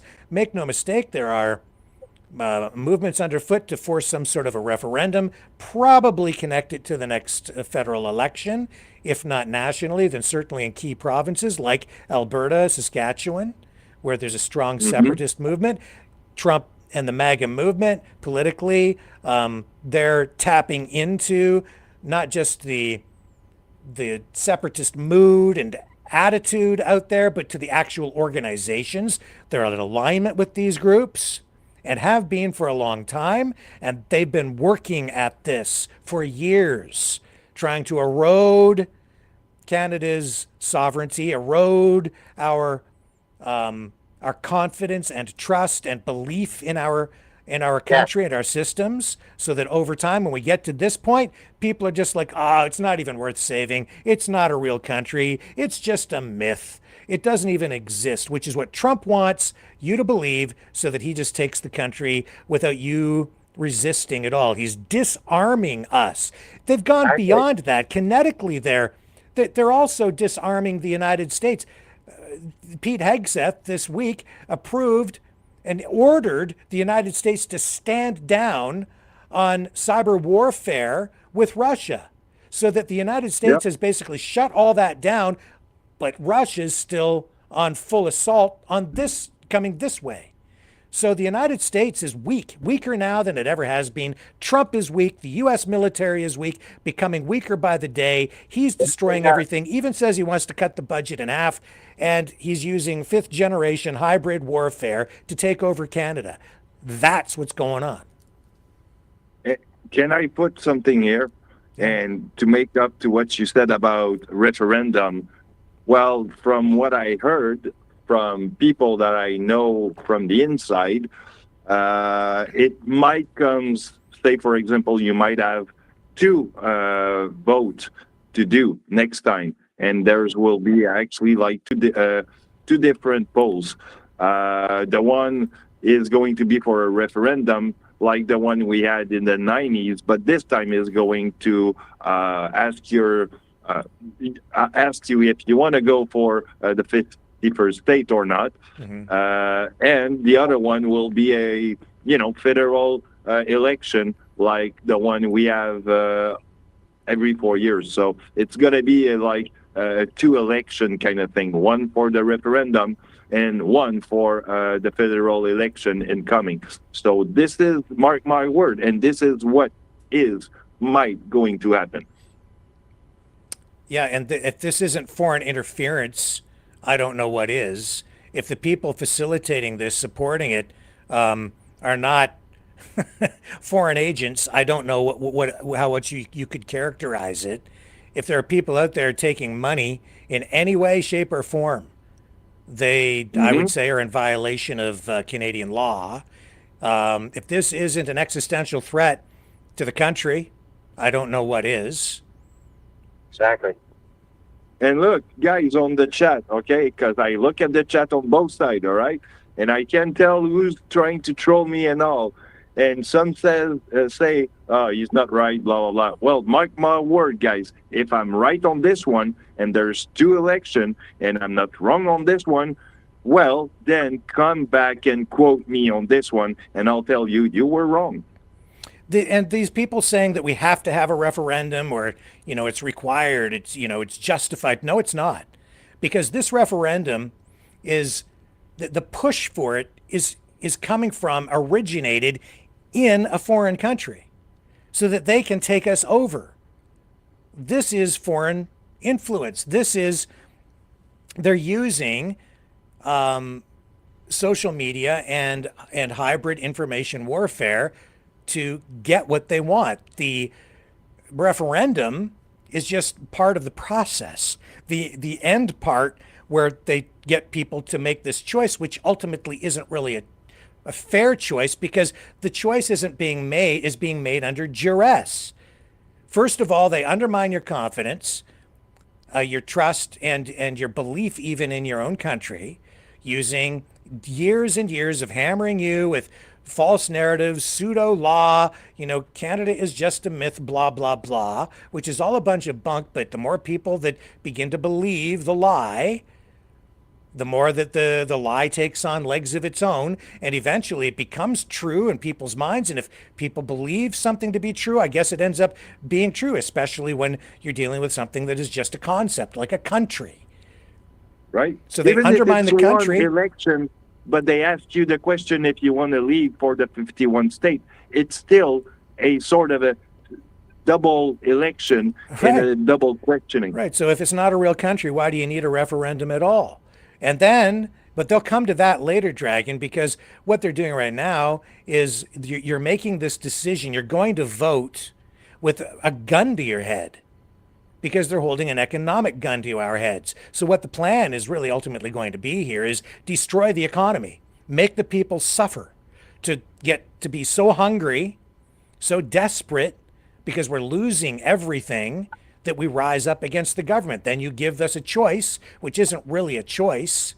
It's like, well, you can join us and have prosperity and the golden ticket to the golden age of the super indebted United States of America that owes $37 trillion. So we take all your resources, all your wealth, and your future. We destroy your country, your sovereignty, your future. You just become part of us.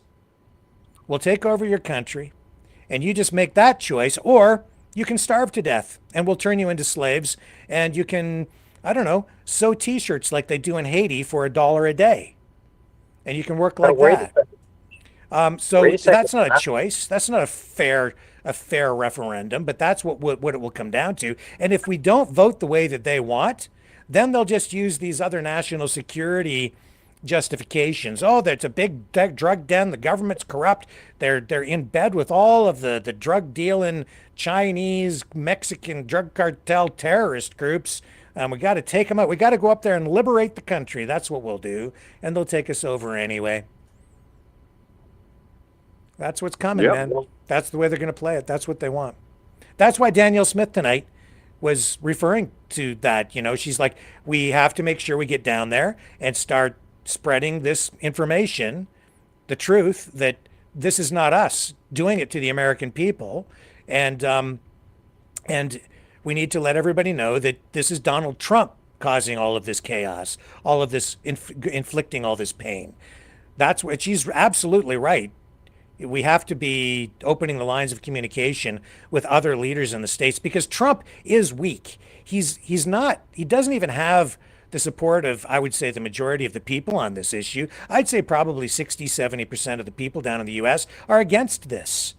And if presented with the real information about this, certainly they're not going to support it. So we have to get them on board because the pressure from the American public is part of what can save us. And so too is our connection to the monarchy. That's why they want us to decouple from the monarchy. And that's why you hear people keep saying, I was a little confused for quite a while about this. Like, why do they want a republic? They keep saying they want a republic. We want a republic. Yeah, they want to join the United States, the republic. Or they want to form a republic like the United States so that it meshes with the United States. It's decoupled from the monarchy. It's a republic.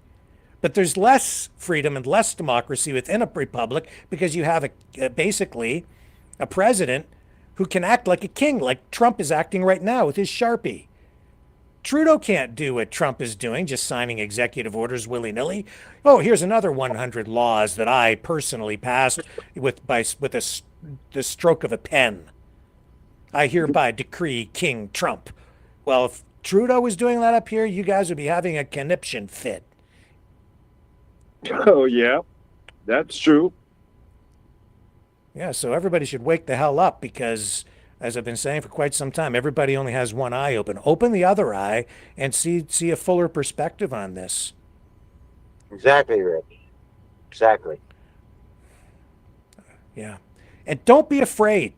Stop with all the, we don't want to get them upset. No, we need to get them very upset. We need to get, we just kick them and just, yeah. Get them upset. Yeah. Well, you know what? You did upset people when you say that people that wants to become the 51 state or to become American are traitor. I mean, you're triggering a lot of people. Well, I can trigger them all they want, but you explain it to me otherwise. To tell me why you're not a traitor if you want to betray your country and join a foreign country. Where is the respect that you have for people who died, like paid the ultimate sacrifice to defend democracy, freedom, and help Canada become a nation and preserve this country as a nation? We owe it to them. Have you forgotten World War II and World War I? This is why I played that recording of John Diefenbaker, the former prime minister. I think it's important that everyone understands that Trump got an invite from the king, a special invite, only the second time ever. Who is the king aligned with, everyone? Who is the king aligned with? We all need to understand that. This whole world agenda and him aligning with Russia and everything else, everyone needs to open their eyes and actually see what Trump's plan is.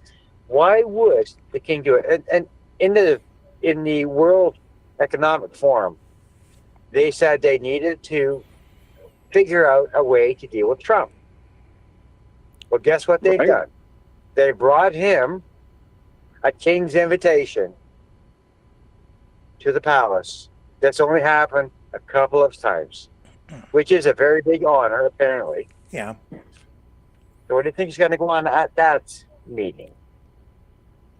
Well, it's, I'll say this, RV. I think when it really, what we need to understand here is people have been sold sort of a cliche and a narrative that is designed to scare us, just like the pandemic was sold to us, and some real falsehoods and a lot of things, a lot of lies about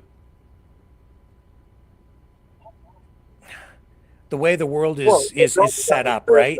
And so so the king has become a boogeyman because they've done that on purpose because they knew that it would come to this point where, see, Canada's connection to the monarchy is really part of our insurance policy against the United States. Canada's connection to Britain, even though it's mostly ceremonial and people don't understand it, because they've been taught this crazy stuff about how Canada is still controlled by the king. We're not. Exactly, Rick. You're getting it. Yeah, the king is there to ensure our freedom remains intact. He's there. All of our laws have to be approved by the king through royal assent.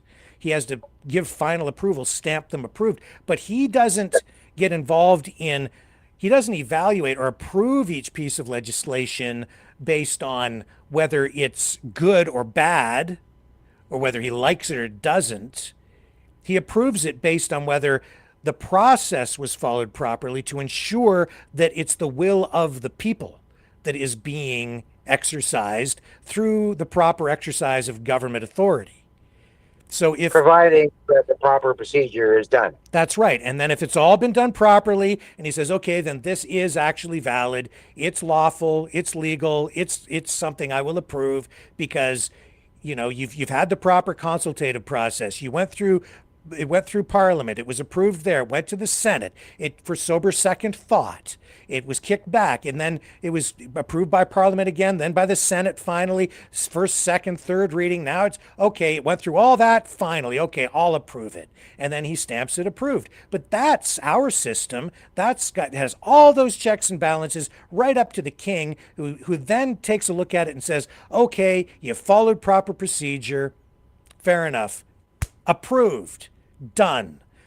That's as much influence as the king has over actual legislation or policies. Okay, people are being told though that the king is really dictating it from the top down. Doesn't work that way. But people's minds are being infected, and this is why our country is on the edge of collapse. Well, I'm sure the king has quite a lot of influence on what happens, Rick. Not really, RV. The king does not. Like, sure that's why even here, okay, Justin went over to meet with the king because of what's going on with the states, and he was asked by journalists. CTV actually sent him a message, asked the king for a comment, and do you know what his response was? We're not going to comment on that. That's not something we would comment on, because the king's job is not to get involved in the political side of it. It's for procedure only. That's why when people are saying if the king really cared about life, he would reject abortion laws. No, the king doesn't. Yeah, but you think that he's not doing that? Pardon me? You think the king is not getting in? You think the king is really not getting involved? No. On the political side? Nope. No. It doesn't matter. The king does not, that's why people are upset one way or the other. The king's job is quite the opposite of that. It's not about evaluating the merits of it based on the politics or the issue. It's just about procedure. And he's just there to make sure that whatever the will of the people is followed. But people who, so. If he did his job properly, but he could do his job corruptly. But he doesn't, and he doesn't though, because you can see the record, and so there have only been a very few number of times in history when the king has actually rejected any kind of Canadian legislation. I could look them up, but I think it's maybe 3 times in history, 2, maybe 3 times. Other than that, if it's been and for some of that stuff, it's all for procedural reasons. It's not because he's trying to. He doesn't get involved on the political side of any of this legislation. It's not basically he gets involved. Basically, it's a aristocratic decree. Sorry, I couldn't understand either one of you when you were talking. Go ahead, Gregor.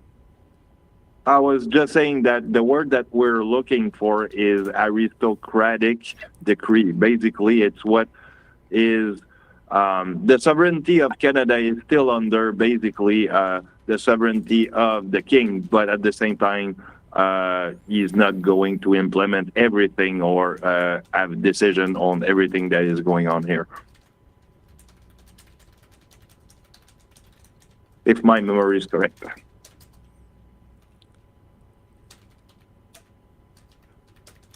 I'm not sure what you mean by that, Jagan. Can you explain just for clarity so I understand? Well, if we go back to what monarchy was, basically aristocratic decree was when the king was making decision on a land, right? That it was on his, say, on his territory. So this is where we are not under the king by decree, but we still under his jurisdiction as a monarchy or basically an aristocratic decree. I'm sorry. What you're saying is I'm trying to make sense of it while I'm looking at other stuff. One more time. Well, it's okay. Can you explain it to me again, because I'm not able to follow what it is you're trying to tell me. Well, if you look at aristocracy back in the days, way before Canada, okay, the way that the aristocracy was building up their power was basically by decree, right? And those decree was what did involve to make other territory like Canada and New England, New France, and so on. And those decree was what basically was standing between us and the England, for example, to be completely sovereign. And those have been kind of cut off to a certain extent, but we still under those. No, not quite. No, Not really. What you're saying is there's like the doctrine of discovery, which was an order that justified under law, like, you know, in the 1600s or whatever year, that the explorers then had the legal justification from the king to come here to North America, the New World or whatever, and claim the lands, right? And so you're saying by royal decree they're passing laws, and yeah, there was a time when that's true, but the British monarchy as it's set up today doesn't work that way. Even British Parliament, the British government, is not really controlled by the king. The job of the king is to actually protect the democratic process. That's what the king's role is. The king doesn't sit in parliament and debate the issues, and the king largely, when he gets involved in any kind of public speaking or public events, it's more philanthropic and charity based, and to help people. That's why you'd see Princess Diana went around the world doing charity work and doing good things for people. That's it's a ceremonial thing at this point. And yeah, the king is there and does have some power, but that power, again, is to make sure the process is followed properly so that the government remains a democracy, and that laws are passed in a democratic fashion with proper votes in parliament, so that the will of the people expressed through their elected representatives in parliament is expressed. And if it isn't, then he might step in. And on an occasion when it might not be properly expressed is exactly possibly what we're facing with this referendum, where you're being presented with a referendum that is being thrust upon us by a foreign government using campaigns, well-funded, well-orchestrated, using new technologies to distribute said marketing or propaganda to people, using algorithms through social media platforms like X or Twitter to convince people to vote one way or another, and to go to the polls to vote on a referendum at a time when they're being told if you don't vote a particular way, you're going to lose your job, you're going to lose your house, you're going to lose all your money, all your bank accounts, you're going to lose everything you ever worked for, you're going to be left in poverty, you'll have nothing, you'll own nothing, and you're not going to be happy at all unless you join the United States and you've got an economic gun to your head. That is coercion. That is being forced to make a decision under duress. It's like signing a contract when someone has a gun to your head. And that's not democracy. That's when the king might step in and say, hey, wait a minute. You're not going to destroy this country, this Commonwealth country that is still connected to the monarchy, where we have checks and balances in place, and I'm the final piece of the puzzle. I'm the insurance policy. Sorry, no.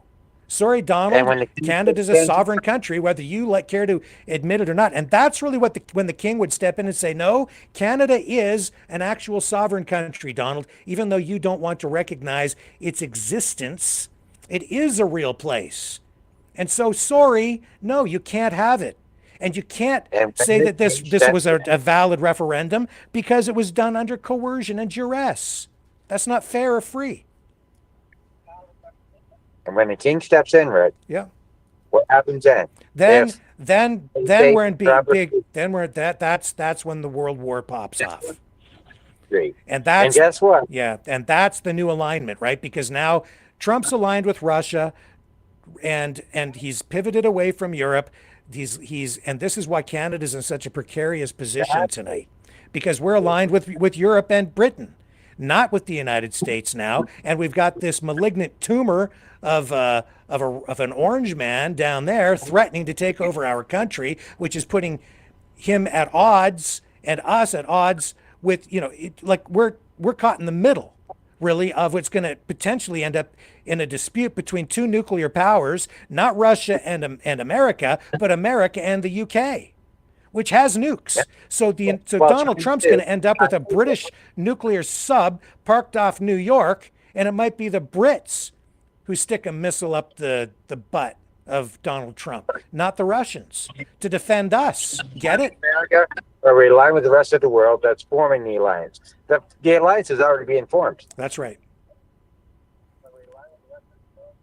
And as a matter of fact, everyone will cry out when your coffee that is now about $12 the box is going to cost about $20 in about 2 or 3 years from now, if I calculate right or estimate things right, rather. Also, yeah, you're going to cry when stuff going to, cost way out of proportions. They're also pushing this whole agenda by making people by framing it as though it's a choice between woke and liberal and Justin Trudeau is your enemy, right? Yeah. Versus Trump is your friend. No, it's not an election. It's a referendum, and once it's done, if it's done, it can never be undone. It will never be undone. Canada will be gone. So it's not just an election, it's whether you choose to have Canada as a country or not. And you should not be basing your decision on that with the framing of, well, I want a lower tax. I don't like Justin Trudeau and because he taxes us too much. That's not the issue. Yes. No, it's not going to work for us. We're Canada. We're Canada, guys. Yeah. We're not United States. I'm not going to bend the knee. We don't have to. It's quite simple, RV. All we have to do to save the country, and I don't know if people have the courage because not many people had the courage during the pandemic. And isn't it ironic that I'm kind of framing it that way? But all we have to do is just say no. Exactly. That's it. Exactly. That's simple. And no. Trump is weak, so it's okay. We'll get through this. Go ahead. America's weak. America's weak. Yeah. America's weak. They think they're strong, and they're still on the same concept that they're the most powerful country in the world. Well, we've already seen them. They've already been into Ukraine and trying to take on Russia. They realize they can't even take on Russia, not even with NATO. Mm-hmm. They're weak. They're not as strong or as powerful as they have thought. The dollar is falling. They're going bankrupt. The BRICS is killing their dollar, and they're trying to hold on to the last little thread that they have. And guess what? Mm-hmm. They're doing it by threats, by threatening Canada, because they think Canada is the weakest country in the world, and they think we're the easiest one and the easiest targets. And it's not going to happen because we're not weak. We're not going to agree with this. It's a big no. It's a damn big no. And you know why I know that the correct course forward, like morally, is and just straight up, I know which side is evil and which side isn't. And you know how I know? Because if we actually want to decouple from the monarchy, if we don't want to be part of that, you know what's going to happen if we just say, thank you, King, but we'd rather just separate and be on our own, or even if we choose to join the United States as the 51st state, you know what? If we choose that, right? If we choose it, and we tell the King we don't, well, except if it's done under coercion and duress, but maybe that's another issue. But if we really seriously wanted it without being forced to choose it, other countries decouple from the monarchy. They just ask. We don't have to go to war. They don't control us. That's why I know that these people who are telling us that the King is in full control, and it's like some evil, shadowy, dark conspiracy thing with the King really control it. No, it's not. If we don't want to be part of the monarchy anymore, all you got to do is get enough people together and say, "Hey, King, we don't want to be part of this anymore. We want to decouple from the Commonwealth." Other countries have done it. Yeah, we're done with it. Yeah, we're done, and they'll let us go because that's the way they are right now. Barbados did it. They just, sure, okay. It's like, okay, go ahead. And then they have a ceremony. Trump is a bully, and there's no doubt about it. Trump is nothing but a bully. He's trying to bully his way around. He's trying to act like this big tough guy. Well, guess what? He's not as tough. United States, you're not as tough as you think you are. You're really not.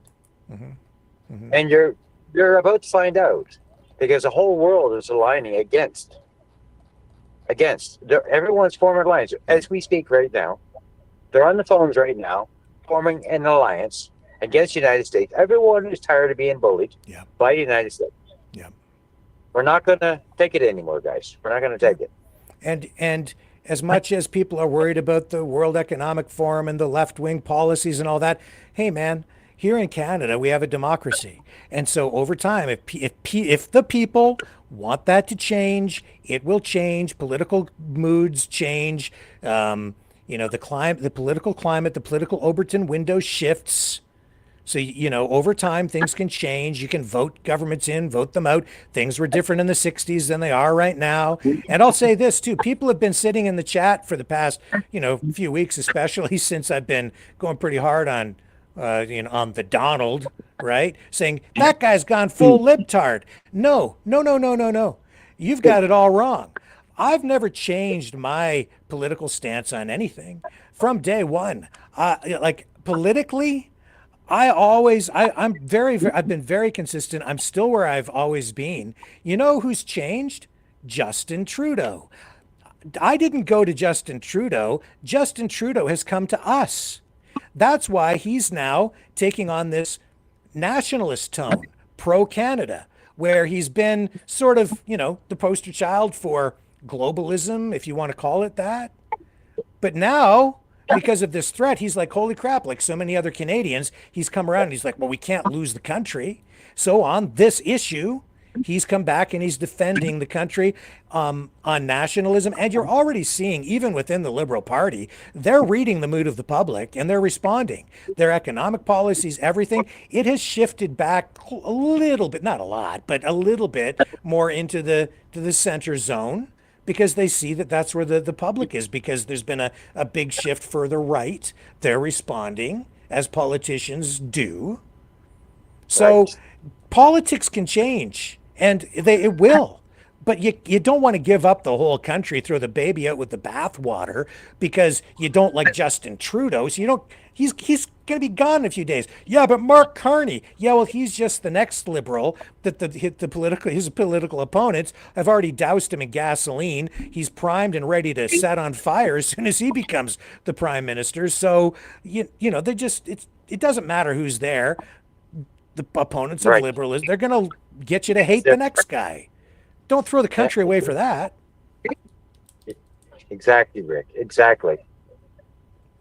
Yeah. And if you want change, get out there, get active, get involved, form your own political party if you don't like the ones that you have. Get involved or get involved with the parties at the grassroots level. Go to the meetings where they form party policy, influence at that level, and make change politically in your country. Or at a minimum, get out and vote. Call into this show, express your views, tell people what you think. That's how you make change. Right. The people have more say than you think. And it's about time that people just say, no, we're not doing this anymore. Yeah. And look, time to stand up. You don't have to go out, and do anything violent or anything, of course. Don't need to. You don't need to. And if you think that joining the United States is going to get you out of, the woke progressive trap, no, it won't. It's still alive and well down in the United States, just as it is up here. If you don't like it, you're just going to get the American version of it. The Democrats are going to come back, and they'll be in power at some point again, and you're just going to get that. So that won't change at all. You're still going to get your drag queen story time, okay? It's just going to happen. So don't want to give up your country for that, because Canada is different. We do have something special up here, and if you don't want to go to war, this is probably the country that you really want to be part of, because we don't always follow the United States into war. Most often we do. We support them. Oh yeah, but not always. Vietnam didn't do it. I think it was only once we didn't. I think correct. Was it only once? I think we did. There've been a few. We didn't go to war in Vietnam, so you had draft dodgers coming up here to Canada. You had so if people were trying to escape and didn't want to get drafted, this is where they came. There was Iraq. People think that Canada was no, we didn't go. We took on sort of an outside support role, but we didn't go into Iraq. The government here didn't support it. We did send troops. They said no at first. They're not getting involved, but they did. They did send troops. Yes, we had, but we never got involved in the war. Like you can look it up. I remember the debates, and we had there were some planes that flew support roles, but we didn't get involved in the combat. I know we sent troops. The Chrétien government didn't approve troops to go on the ground and go into combat. Can I make a small point real quick? Yeah. An historical fact there. Everyone remember René Lévesque? Mm-hmm. Well, he was a journalist in the Vietnam War time, and he was actually doing a report on those that was being drafted for this war, and some of them, to flee the war, did shoot themselves in the foot, or was mutilating themselves just not to be a part of the war. Yeah. That's past tense. That's not it's not really what we're dealing with today. We need to look at our future here, Dragon. We need to understand what's going on now and what's happening to us. Yeah. So that everyone can deal with it. Yeah. Past tense. It's true, and I always say, to know where you're going, you need to go back to where you're from, and study your history and go back to where shit started, and it's gonna make sense at some point. It's gonna make sense. You can't go back to something that happened years ago. No, maybe there's a lot of analogy. There's a lot of playbook. Look at Sun Tzu. I mean, this guy still have a lot of influence in the way you in the way you conduct war, or that you take over or lead a country. So we have to think of things differently, in a whole new light. Just like Rick is thinking tonight. He's thinking in a whole new light. He knows what he's talking about. He knows what he's doing. I know a lot of people are going to disagree with me. Might even be mad at me because I'm aligning with Rick. Well, guess what? The man's right. He knows what he's talking about, and he's doing his research, and you should listen to him. Thank you. Appreciate the support. If anybody Well, wants to I call do in, the number research is too, and Rick is a good mentor. 1-647-734-4220. Hit the PIN number to enter the meeting at 860-075-764, followed by the pound sign once prompted when you call in. Go ahead, Dragon. Dragon, did you want to say something? Well, yeah. I mean, Rick, you're a good mentor. So, I mean, to hit back what RV said, I mean, Rick gave me a lot of little trick around in the last year or so. Well, it just comes down to what people want. I mean, if people genuinely, majority of people wanted to join the 51st state, that would be a democratic thing, and I could accept that. But I have a hard time accepting the results of a referendum or election that is being influenced heavily by a foreign government that has ulterior motives. Exactly. Make it about us. Let us decide. And as John from Alberta has said several times calling in, it didn't have to be this way. If Trump had come to us and said, hey, you know what? It might be a great idea if we got together and we just formed a great union.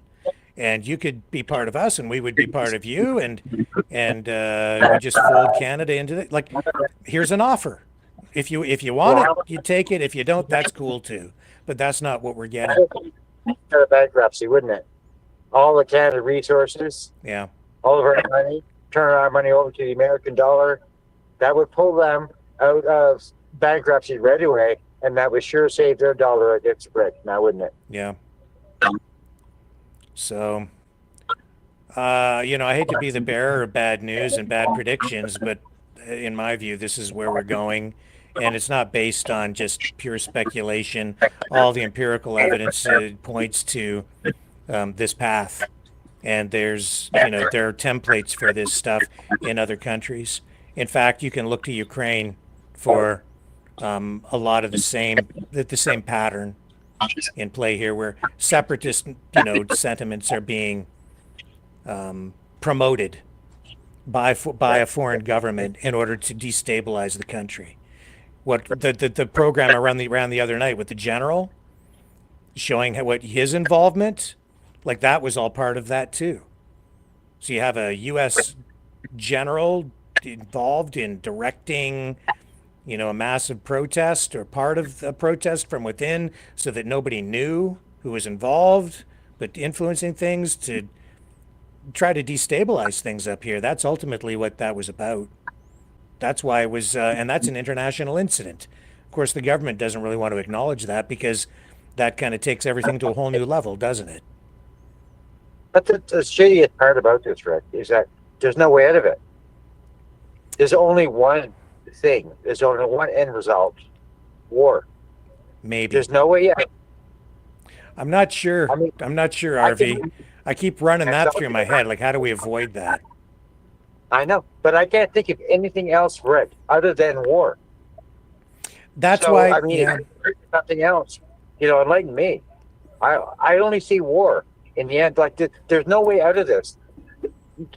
Doesn't matter what happens. Doesn't matter what Canada does, U.S. does, or anyone does at this point. We're in war, and I can't see any way out of it. So if you can see some way out of it, maybe we should dig into that. I see one possibility. Force his hand and don't resist. To force him to show the world what he really is. That will expose not his strength as he comes to take us by force when we don't resist. We take the Gandhi approach and we say, it's not yours. Come and take it. Come and take it, but don't give it to him. And then when he rolls in here and uses force against people who don't use force back, the world will see him for what he really is, and they won't support it. And then it will be only a matter of time before it all falls apart on him. Passive resistance. Many people would die in the process because they come in hurt if that happened. I'm sorry, what was that, Harvey? How many people would Like by the time they got in here, by the time we've got all these people alliance and say, no, you're not going to take over Canada. Yeah. How many people are going to die before that happens? Because None. they're going to commit I would say hopefully none, because you don't resist. You just say, we don't agree. It's not yours. If you want it, come and take it, but it's not yours. Yeah, but they're not going to align with us until America attacks us. America has to attack first. Right. Well, let them attack, but don't fight back at that point when it becomes kinetic. But up until that point, you resist and you push back. And I think that honestly, what I've seen from our leaders this past week, I think they may have saved the country. Because I think Trump is thinking that we are just going to roll over. And when he gets the pushback, even on the economy, he's going to see that, no, it's not going to be that easy. And it's going to hurt the U.S. And it won't be just us pushing back. It's not us alone. That's what we have to understand. It's Mexico. Mexico is under threat here too. He's ready to go in there and start dropping bombs. Look at what that news conference looked like today. They're down there on the Mexican border with the U.S. military. That's not about stopping a drug trade. That's U.S. military action on the border of another country, a neighboring country. And that's something he was talking about years ago when he was president before. This is a long-term plan that he wants to execute. I'm sorry. So you got Mexico, you've got us, you've got maybe even China on our side, which is super powerful. You've got the UK, all of Europe. Trump's weak. And who's going to come to Trump's defense? You think Russia's going to come over here and defend Trump? No. Well, against the rest of the world? Probably not, because Russia has its own problems. No, so it's actually Trump that's isolated, and it's not America. That's the other thing. He doesn't have the full support of the American people, and if he comes up here and rolls in here with tanks, do you think the American people are really going to support that? Not the majority of them. He'll have some crazy weirdos that do, but no. A lot of support. What's that? There is a lot of support so far. There I've is. seen a lot of it all. And that might be part of what pops off as a civil war down there that just spreads up here. I'm not sure exactly how that might play out, but it's just realize that we're not alone. We've got every other country and half of the United States. So, and there's another point. How many of the UNs or the European Union and whatever that is going to look at the American government doing that to us and going to go like, guys, we got to do something because Canada's being pissed on by the American government. So we got to do something right now.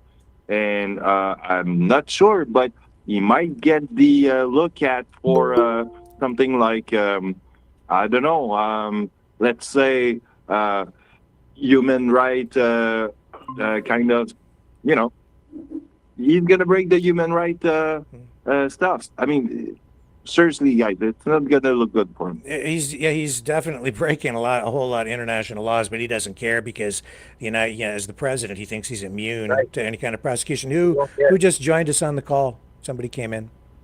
Oh, me. Hi, me. Yep. John from Toronto. I think I put the wrong PIN key. I was in some sex lines. Oh, were you? Oh, that's exciting. They wanted to pay by the hour, so I hung up.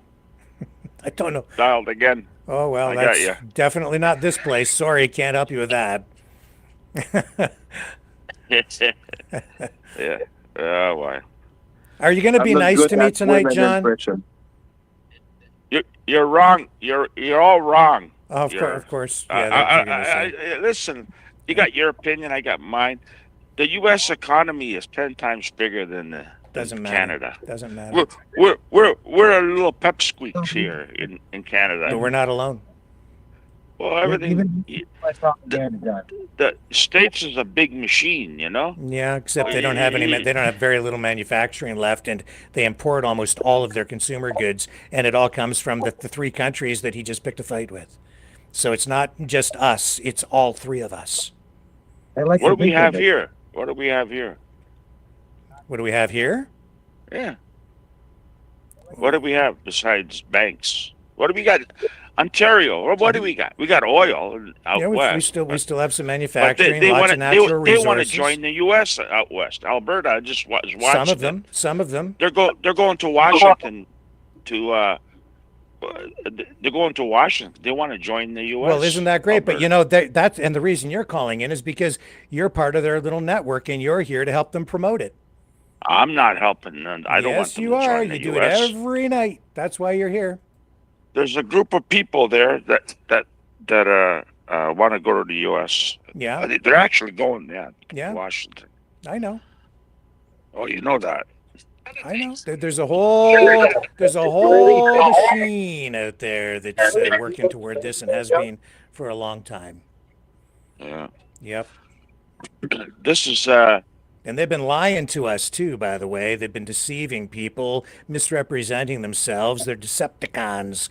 They've been pumping your heads full of a lot of things, telling you that they're for freedom and they're for this and they're for that, and infiltrating groups but and hiding their true agenda, which has been this, to destroy the country. That's what their objective has been all along. Somebody's got their audio on, so I'm getting feedback. Yeah, I think the best guy is Polyev. Polyev, he gave a speech right in front of the House of Commons, and he goes, "Hey, the doors back here, they're closed right now." Yeah. But I think he's got the best plan. Well, that's fine, and people should be allowed to vote. And if they pick Polyev, then if that's what the people want, then that's what the people should have. That's who I'm picking. Well, that's cool, but people shouldn't be, making a decision on whether we stay together as a country or not with an economic gun to our head, as Donald Trump uses economic force. I don't get you, man. Hey, what? You go for an oil change and they want $120. Yeah. But the other place wants $100 or $90. Where are you gonna go? You're gonna go to the other place, $90, right? Same oil. But it's not. You think the U.S. is all we have? We can't live without the U.S. Without the U.S. You're so scared, we can't John. survive. Yes, we can. We the just have U.S. to is shift all gears. we have. We have nobody else but the U.S. Yeah, If okay, the U.S. is gone, we're done. We're done, Rick. Yeah. We're Oh done my without God, the U.S. John, we're gonna die. Without the Johnny, U.S., we're that's done. because you're afraid We're of everything. done. You're always We're afraid done, of man. everything. That's it. You're We afraid. might as well just Johnny fight. is a fraidy cat. Won't stand up for nothing. Yeah. Come I on, know. Rick. We got. John. I buy some nice oranges from Africa. They're You're really such- nice. Yeah, I know. That's because you don't give a damn about anybody Actually, but they're yourself, better I than guess. Florida's oranges. Yeah, I know. I'm telling you. You won't I'm buy telling you. Canadian. You don't support your neighbors. You don't care. It's just about We the don't grow bottom line oranges for in you. Canada. And things will can change in 10 years, 5 years, 4 years. You think that you're going to be better off? When I travel through the United States, man, that country has all kinds of serious freaking problems down there. A lot of them a lot worse than what we have up here. I prefer living up here to living down there. They've got serious freaking social problems in the U.S. You think it's gonna be some utopia and you're gonna pay lower taxes? You're gonna have a lot less. You know what the government should do? Give grants on people like big farmers to grow vegetables in greenhouses. You're not And allowed we to can do have that if vegetables you're all Trump. year round, grown in Canada, and we don't need the U.S. or Mexico. We don't need them now. That's what we're saying. Like you're worried about the tariffs affecting us. If we impose them, no, it doesn't matter. We don't need Florida orange juice. Trump is saying we don't need your oil. Yes, you do, but we don't need your Florida orange juice because there are 12 other countries We're who get it shipping from. it to China right now. Apparently, I heard. I don't know. We can get orange juice from Brazil, Chile. I think there's about 11 different countries we get orange juice from. So we don't even need it. We could just outright ban it and not even suffer. Same with oranges. There's a lot of vegetables that we import from the United States that we grow right here. We don't need them. Exactly. You and I talked about energy today. We don't need So energy. what are you so worried about tariffs for? Just I am. tell U.S. Yeah. You just get on your knee and pay them, right, John? We don't want nothing. What? And say, yeah, we're going to pay all of your tariffs. We're going to suffer. We're going to let all of our Canadian people suffer. We don't care about our people. What tariffs if you don't buy goods from them? What tariffs are there? Well, it doesn't work. It doesn't work that way. It doesn't work that way. What do you mean it doesn't work that way? The tariffs that Trump imposes are on goods going into the United States. So that means they stop buying our stuff. Well, we don't send nothing there. We send it to Europe and send it to. Yeah, that's right. That's all we have to do. But we just need a little time to set those supply chains up. Yes. The danger Send here, it somewhere though. else. But here's the problem with what Trump is doing. Trump's true objective isn't really about that at all. In the end, he'll just say, if we start to trade more with China, then he'll just say what he's saying right now. We have a national security problem because Canada is being infiltrated by the Chinese, and they're our enemy. Did you listen to the Mexican president today? Some of it. She said, if you don't want to deal with us, we'll go somewhere else. That's right. That's exactly what I'm saying. So you're agreeing with me. Yes. Yeah. Yeah. So we don't. Exactly. It'll be okay. Don't need to be afraid. Just say no. Yeah, just say no. Exactly. That's what I'm trying to say. Well, then we're in agreement for a change. That's what it's all about, John. We just have to find new customers. Anyways. It's not hard. Yeah. We might get more money for it. We will. Because here's the other truth. Trump and the Americans have been ripping us off because our energy, we've been selling it to them at a fraction of the market price because Alberta sends the oil down into the U.S. through the pipelines, not across Canada. As a result, they have a single customer, and they say, well, we're your only customer, so we're going to buy it at a discount. So they force Alberta to sell it below market value. The same thing with the electricity we generate in Ontario. We sell it into the U.S. during non-peak times because we generate so much of it. We have excess. We have to actually get rid of it. And so we sell it to them for pennies on the dollar. They get cheap electricity from us. They rip us off. If you want to put it in I've been buying terms. a lot of goods from the States, Rick. Cheap. Like and what? I just bought strawberries, like 4 boxes, $1.50 for a box of strawberries. Where are you gonna get that? Nowhere. From Florida. They're from Florida. We have strawberries grown in greenhouses right around here, man. So. Yeah, but you pay more than $1.50 a box for those. That's the thing. You know what? But do you know why? Because the strawberries that are grown around here sell for more because they're actually a different quality of strawberry, and most of those actually get exported to the United States where people are willing to pay more for the superior product. I know this because I've covered agriculture, like a lot of agriculture over the years around this area. And my wife is also a business banker, and she has a lot of farm accounts. And so we talk about this stuff. Yep, I agree. Mm-hmm. Some of the products are better, yes. Yeah. And they're fresher. Yeah, but we actually ship our stuff out because it's superior quality to get higher prices for it, like to the States, and then we import their inferior product here and buy the cheaper, crappier stuff. Yeah. It's true. Oh, yeah. Yep. No, hey, listen, but what's that word you use all the time? It's free market, whatever, right? Mm-hmm. We're not bowed down to buy American products. No. Or ship American products. We can go anywhere in the world, and China is the biggest, probably the biggest in the world. Most of the stuff comes from China, anyways, right? That's the other thing I'm saying. It's like, who the hell needs the United? What do you buy that's manufactured that actually comes from the United States anymore? You don't even get car parts from the U.S. anymore. Nothing almost now. Right. Sorry, almost nothing now. Nothing. They sub it all out to China. Right, nothing. Yeah, China. Huh? Yeah, and China actually makes fantastic stuff. Not like it used to be. They have a full range of quality levels. If you want to buy cheap stuff, they've got that. If you want to buy high quality stuff, they have that too. And for less.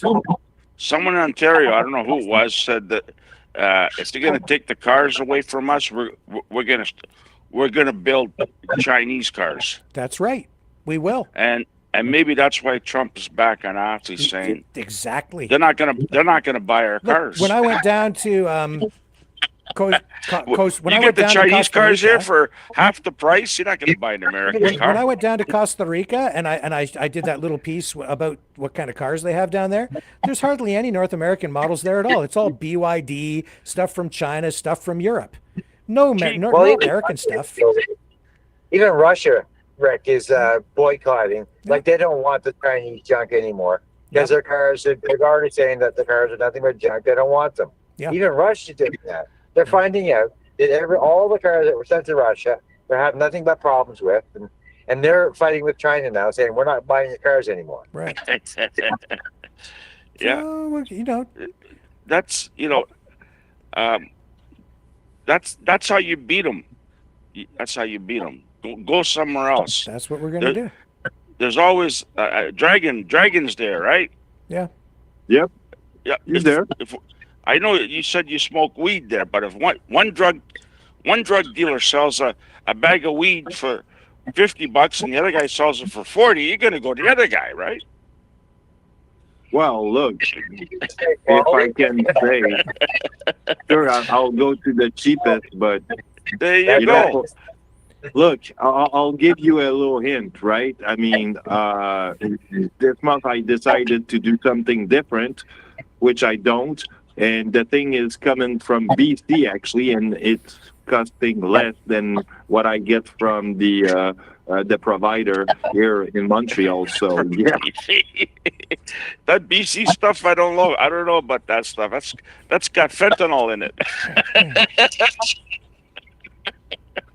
Well, great. I don't know. Now you're undermining. now you're really putting us at risk because you're talking about drugs. Yeah. Trump's going to swoop in here any minute subject, now. brother. Because, yeah. Settle down, John. Settle down. I don't know. Anyways. Somehow But I mean, we'll get through this.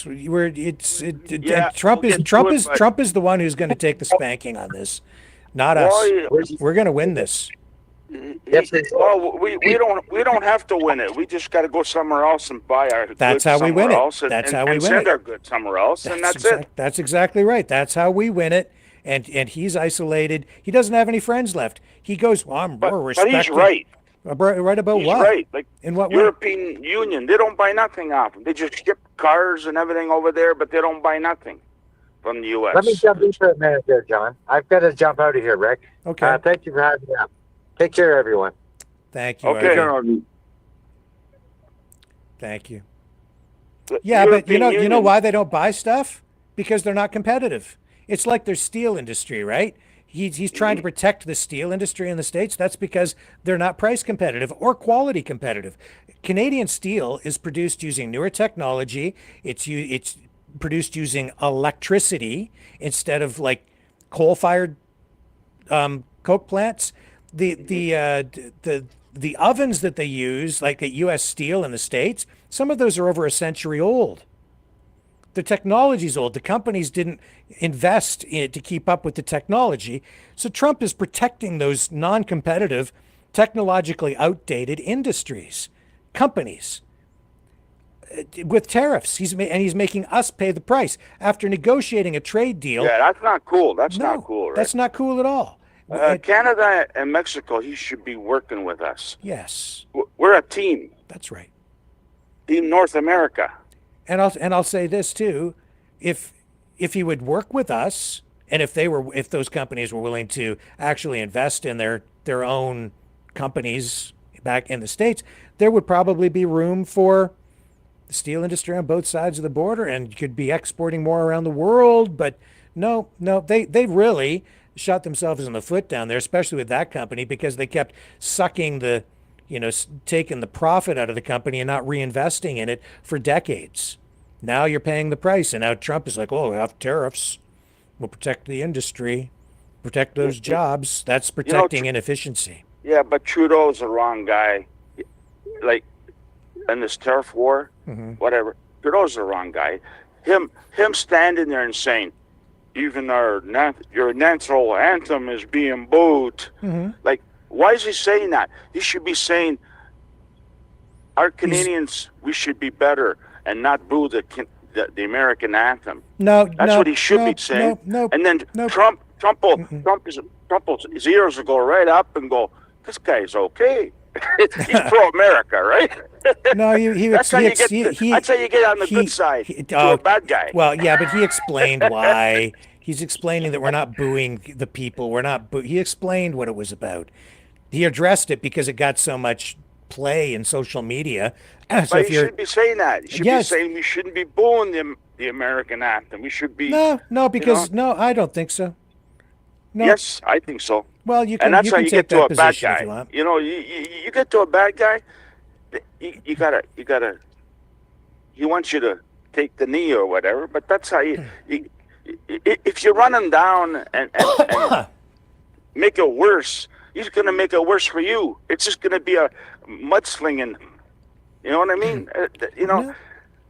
You've been telling me for since this began, we can't get him upset. You've been on that side, and I'm sorry. No, actually, what we're seeing here tonight is that anybody that's been advocating for pushback on this is being advocated. It shows that that's the right approach, because tonight Trump has backed off on the auto tariffs. And I told you why. I told you why, because we threatened them bringing in Chinese cars.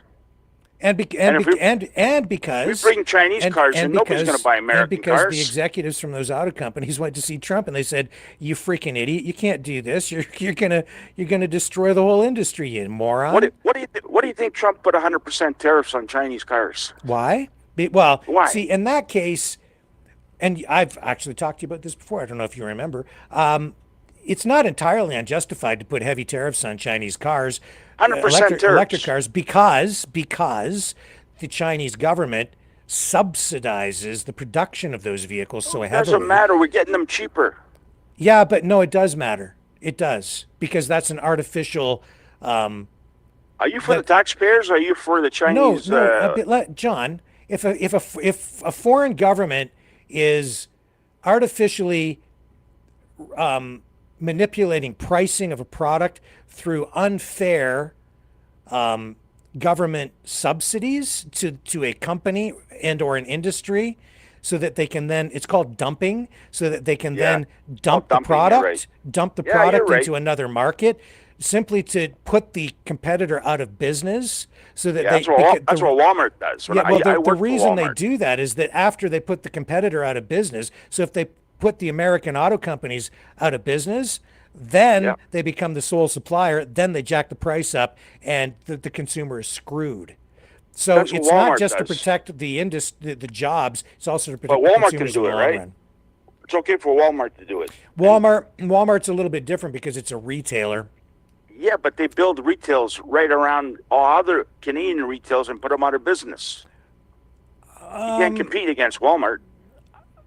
Yes and no. That's what they're doing. That's what they do. Except I work for Walmart, and they told me that's what they do. To a degree, that's true. And see, I used to own hobby shops, and I understand that, because like if you take back when I had that business, we'd have like plastic model kits, and sometimes they would become popular again for a brief period of time, and then the major chains like Walmart or other chains would buy up in mass quantities, and you could not really compete on pricing, right? And so it became a real problem for small independent hobby shop owners like myself.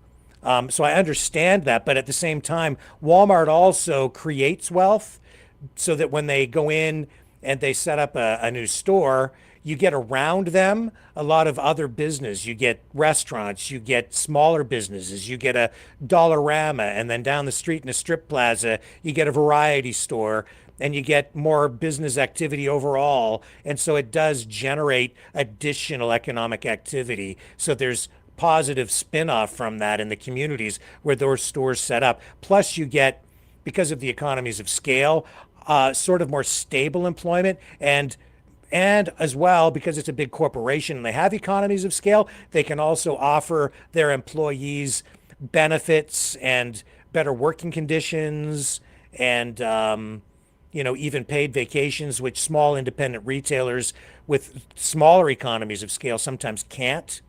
So there are pros and cons on both sides of that equation. It's a different scenario than a mass industry like auto manufacturing or steel production or even agricultural production like corn, which is done on a mass scale. And sometimes if governments subsidize production, it creates unfair trading practices where you end up dumping, it artificially deflates pricing so that they can have a price advantage on the market. It's that's why subsidies in that particular case, because of what China is doing, are justified, but Walmart is a different scenario. Well, look at Amazon right now. When I worked for Walmart, I was working on the conversions from Zellers to Walmarts. Walmart bought all these 120 Zeller stores across Canada, and I was doing the engineering. So I went to all over Canada to do the assessment on what's the systems there, so they can design it properly. And a lot of these places, they want to go unionize. And Walmart says, not on my buck. And they would just close the store and say, we're not opening in Walmart here. Right. And now Amazon's doing the same thing in Quebec. Yes. They want to go unionize, and they got the option. Yeah. We're not going to have an Amazon store here. Yeah. And that's the bottom line. That's a monopoly. And that's all we have to do is say, well, if you're going to tariff us and we can't afford it, we're not going to buy it from you. We'll buy it somewhere else. Right. That's all I'm saying. Sure. Okay. And you brought a nice point, actually, with the Amazon problem, because how many jobs that did we lose from that? About 3,000. So that's a just in Montreal, Quebec. That's a huge force working that you just lost right there. Exactly. Yeah. Yeah. But that's why unions don't always, end up helping workers sometimes, because they try to, they go in demanding a certain wage level, and then in order to protect workers' wages in other workplaces, they sort of set a benchmark, and if the employer isn't willing to reach that, then they hold fast on that particular level, and so sometimes places shut down, and that's not necessarily good for the workers. But that's the constant struggle, though, in all industries that have ongoing unionization efforts. It's a problem. I work with a lot of big developers, and they won't go unionized. They don't want unions, right? Mm-hmm. A lot of people don't want to get involved with unions, and I agree with them. Like, I don't want, but they just won't go unionize. They hire regular people, not union. Yeah. But anyhow, there's ways to beat it besides having this little bit. It's only hurting the taxpayers, okay, by these tariffs. The tariffs is a tax, and it's only hurting us. And if the government was smart, they just go buy somewhere else and just block the states. They'll come back when they lose money. That's how you put them out of business, Rick. Don't buy from them. We're a big consumer here from the states. But that's why we need you to get on board with the Buy Canadian thing. And you're like, I'm not buying that. I'm buying American. I'll buy African. I'll buy Chinese. Well, that's fine. I'll buy whatever is affordable. Sure. That's what people want. Sure. So just don't buy the American stuff. Just say, instead of fighting like this, just say, okay, well, we won't buy from you then. You don't want our product, and you want to send your product for 25% more that we can't afford. We're not going to buy it from you. Simple as that.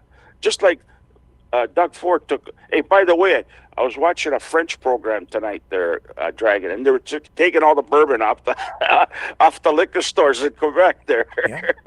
Well, actually, speaking of that, I want to go probably by tomorrow or Friday. I'm going to go do the same kind of thing that Rick does with his camera and check out on the the grocery, well, I'll go to the liquor store in Montreal and see how that goes, and if we still see American brand booze, and yeah, we'll see about that. So Ford's an idiot. I was at the liquor store the other day, and they were packing away all these American beer, American liquor, and I said to them, "What's the purpose of this? Why don't you just leave it on the shelf? You already paid for it, sell it, and then don't order no more." Oh, no. That's what we were told to do. And then there was reps in there too, picking up the goods. And I said, what purpose is this? Last time the tariffs were off, you took all the liquor out of here, and then you had to put it back. You had to bring it back and put it on the shelf again. Were the companies allowing the LCBO to return for credit?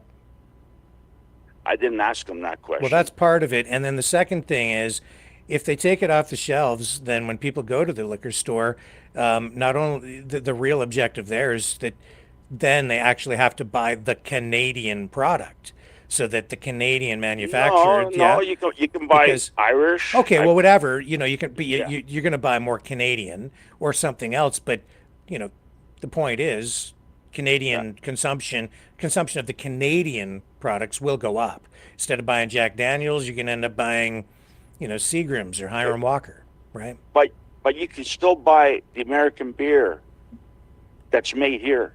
Yeah, like Molson's but it's made and here. Labatt. Sure. They make Coors Light. They make Michelob Ultra. Right. Bud Light. They make it here. Right. But what's the purpose we got of? Molson. Yeah, but what's the purpose of taking the stuff off the shelves? What are you going to do? I said to them, what are you going to do? Pour it down the drain? No, that's what I'm saying. They're probably sending it back to Kentucky or wherever it came from for credit. And if they don't do that, it'll go into the back room. Hopefully the trade war is over in 2 or 3 weeks and they'll bring it back out. Oh, yeah. But I don't right. know. But in the meantime, as I just said, the objective is to create more demand for the Canadian product, which people will buy more Canadian produced stuff, which then helps the industry on this shelves, man. Sell what you got. I see a third.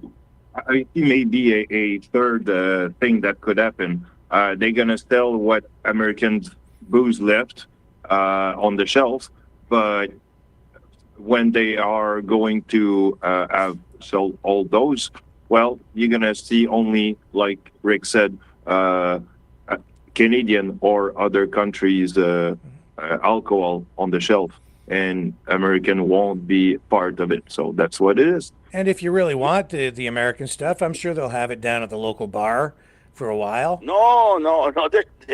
Yeah, well, maybe whatever they got left. It's only the government stores that are taking it off the shelves. Yeah. Okay. I see what you're saying, but I don't do that.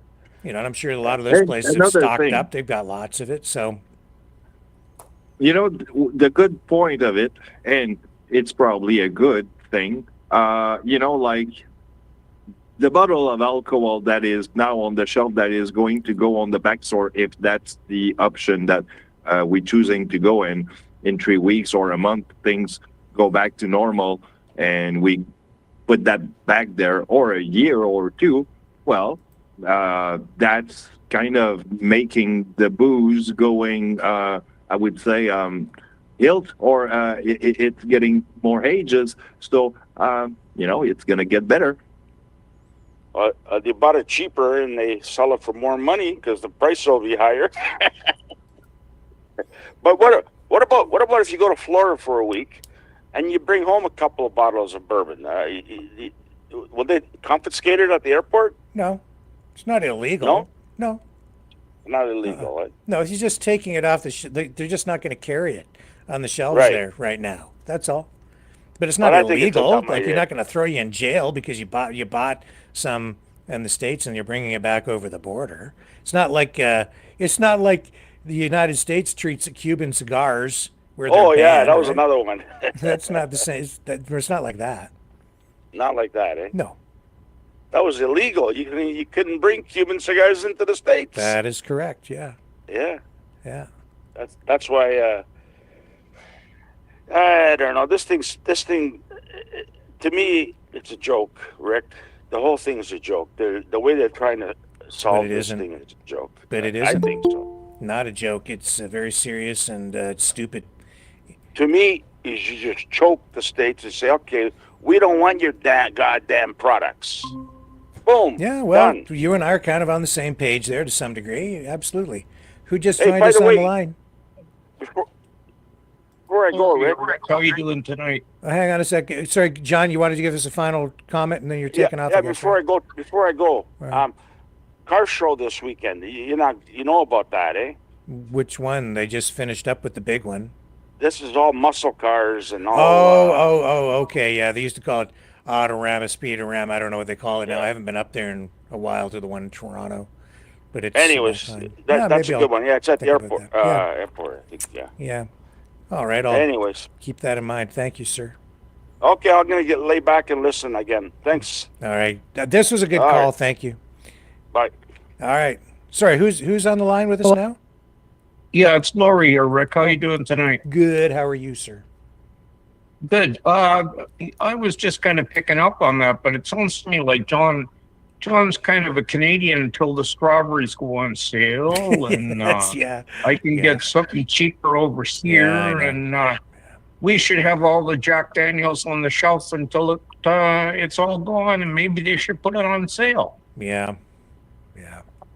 I'm sorry John kind of disappeared before I got on there because I was kind of hoping to hear a comeback. If you're out there, John, why don't you pipe back in again and tell me all about it? Yeah, John, call back in. Have the debate. Yeah. I'm sure he's still listening. It sounds to me call like if he wants. Yeah. it sounds to me like John got his MBA from University of Queen Street. Well, that's why we have interesting conversations sometimes. But I think he's coming around. If you listen to what he's saying tonight, Well, it is so contrary that I can hardly believe what I'm hearing here. Yeah. I look in your chat line and Rick, I find exactly the same thing.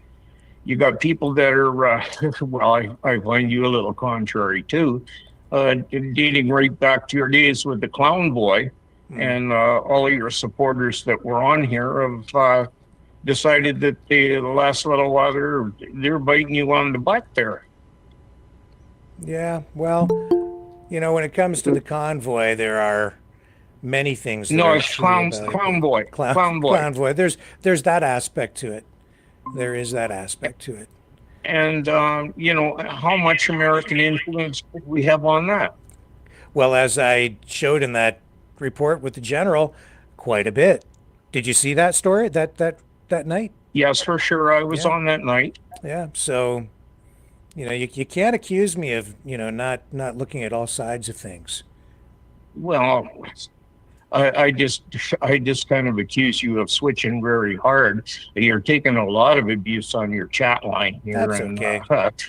Yes. Well, I guess water off a duck's back, but some of your biggest fans, I think they only come back every night so that they can abuse each other. So such is politics, I guess. Hey, did we get John back on there? I don't know who's on the line with us. We just had a new caller. Hello? Who's there? Floor is yours. Who's on the line? There's somebody there, but they're not talking. No, I'll just sign off here pretty quick tonight, Rick. I'd like to hear some of the people that are on the chat there that have been abusing you for the last 2 weeks to pipe on in and voice their opinions. Yeah, well, some people have courage, and other people like to just hide in the shadows with fake names and snipe at me. But that's okay. That's fine. Well, keep her going, because I think I just voiced my opinion on this one. Is I think Justin's done a hell of a good job the last little while to bring the whole country together. It seems that all of the premiers are on the same page. Yeah. not too sure about Miss Smith out there in Alberta, whether she's paddling the canoe in the same direction as me and you, but she may come around. But did you see the comments from her today? Did you? I thought she was. Yes, I did. I listened to it, and that was better. It was kind of. I'm not too sure whether it was coming right out of the heart, but we'll see what happens. Yeah. But I'm very impressed by the way the country's pulled together. I live very close to the Quebec border, and I'm seeing the same positive reaction over there. Yep. I think we're going to have a pipeline to the East Coast pretty soon. So I'll just leave her at that and sign her off. Yeah, and I agree. I appreciate your call, and I agree with you. You know, I was so hard on Trudeau during the convoy, saying that, you know, for me, the issue was he had an opportunity there to bring the country together, but failed to do that. It was a difficult time. But right now, I have to give him credit because I think he has done exactly what you said. He is bringing the country together, and so I have to give him credit for that. That's fair. I believe that in the excuse me. Don't leave yet. Sorry, RV. What's that? Okay, I'm hanging in there. Go ahead. Yeah, don't leave yet, guy. Listen, I want to respond to that too. I want to respond to this too. Listen, this really pains me to say this. Why am I echoing? Because somebody has their audio up. Somebody needs to mute their computer or whatever speakers they have open. So we're getting feedback. I'm not sure who it is. It's not on my end. Not me either, Rick. But let me just try something here. Let me try something. Yeah. Let me try something. Is that better? Yeah, seems better. Okay. Go ahead. Okay. As much as it pains me to say this, I have to agree with Rick. I think Trudeau came out strong. He said all the right things, did all the right things. I don't agree with Trudeau. You know how much we all freaking hate that Trudeau. I really freaking hate that guy. But it pains me to say he took the exact right response. And God, I mean, I have to agree with them, guys. I have to agree with his response, including Doug Ford, even though that pains me to say too. I have to agree with it. There's just one more comment I want to make there. Is it's kind of interesting that we see Trudeau and Doug Ford and Francois Legault playing on the same line. If we want to use the hockey analogy there or whatever, and but it seems that we've got lots of people on the same page. Yeah. Can you guys hear me okay? Because my mic wasn't working.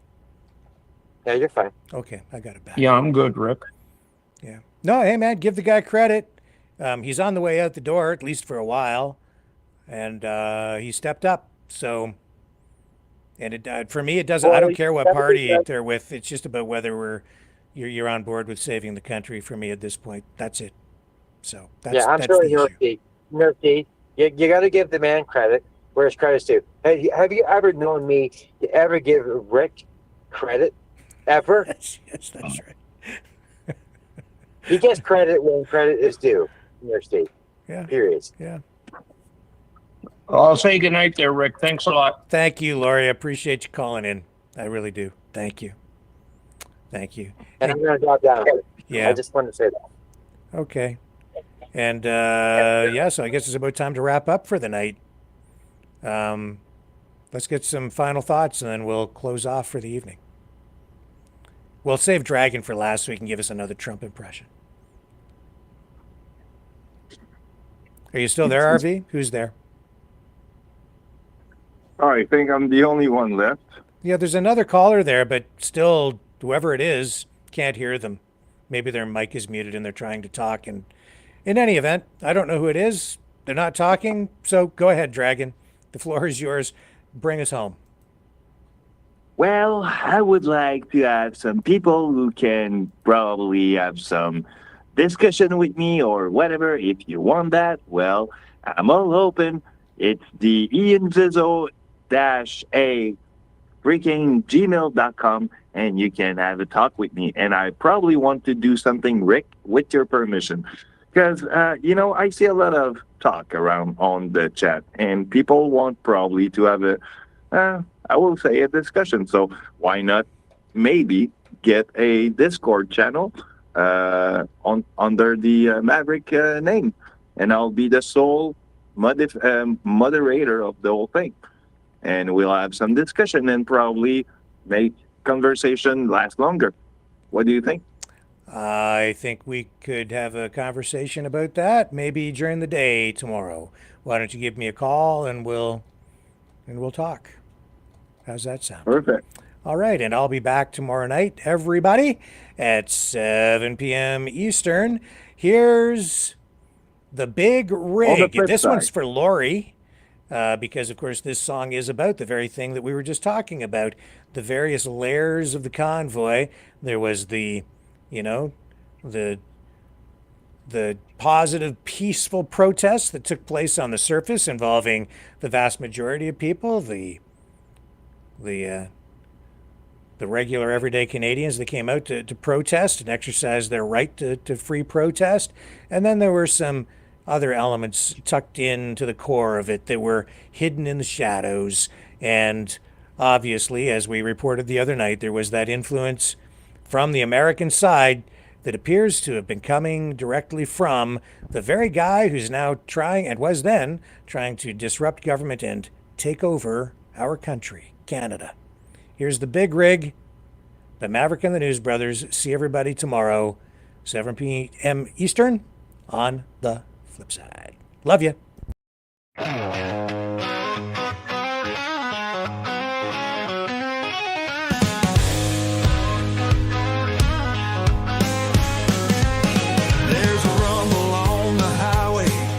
A shadow on the hill. Donald's back in the saddle, and he's rolling in for the kill. Elon bought him Twitter, paid $1 million a vote. Said democracy's for sale. Let's get this country on the road. They're betting on the truckers, revving engines loud and clear. Rolling through the border, spreading chaos far and near. It's the big rig, the deal you can't refuse. Stacking votes with money, the whole damn thing's a ruse. Rolling through the north, now topple every crown. Trump's the king of 51, no maple leaf around. They're sending dollars up the highway, fueling big machines. A coup wrapped in a convoy, freedom painted on the scenes. Said Canada's a target, let the border start to fade. The 55th state is waiting, it's a billionaire charade.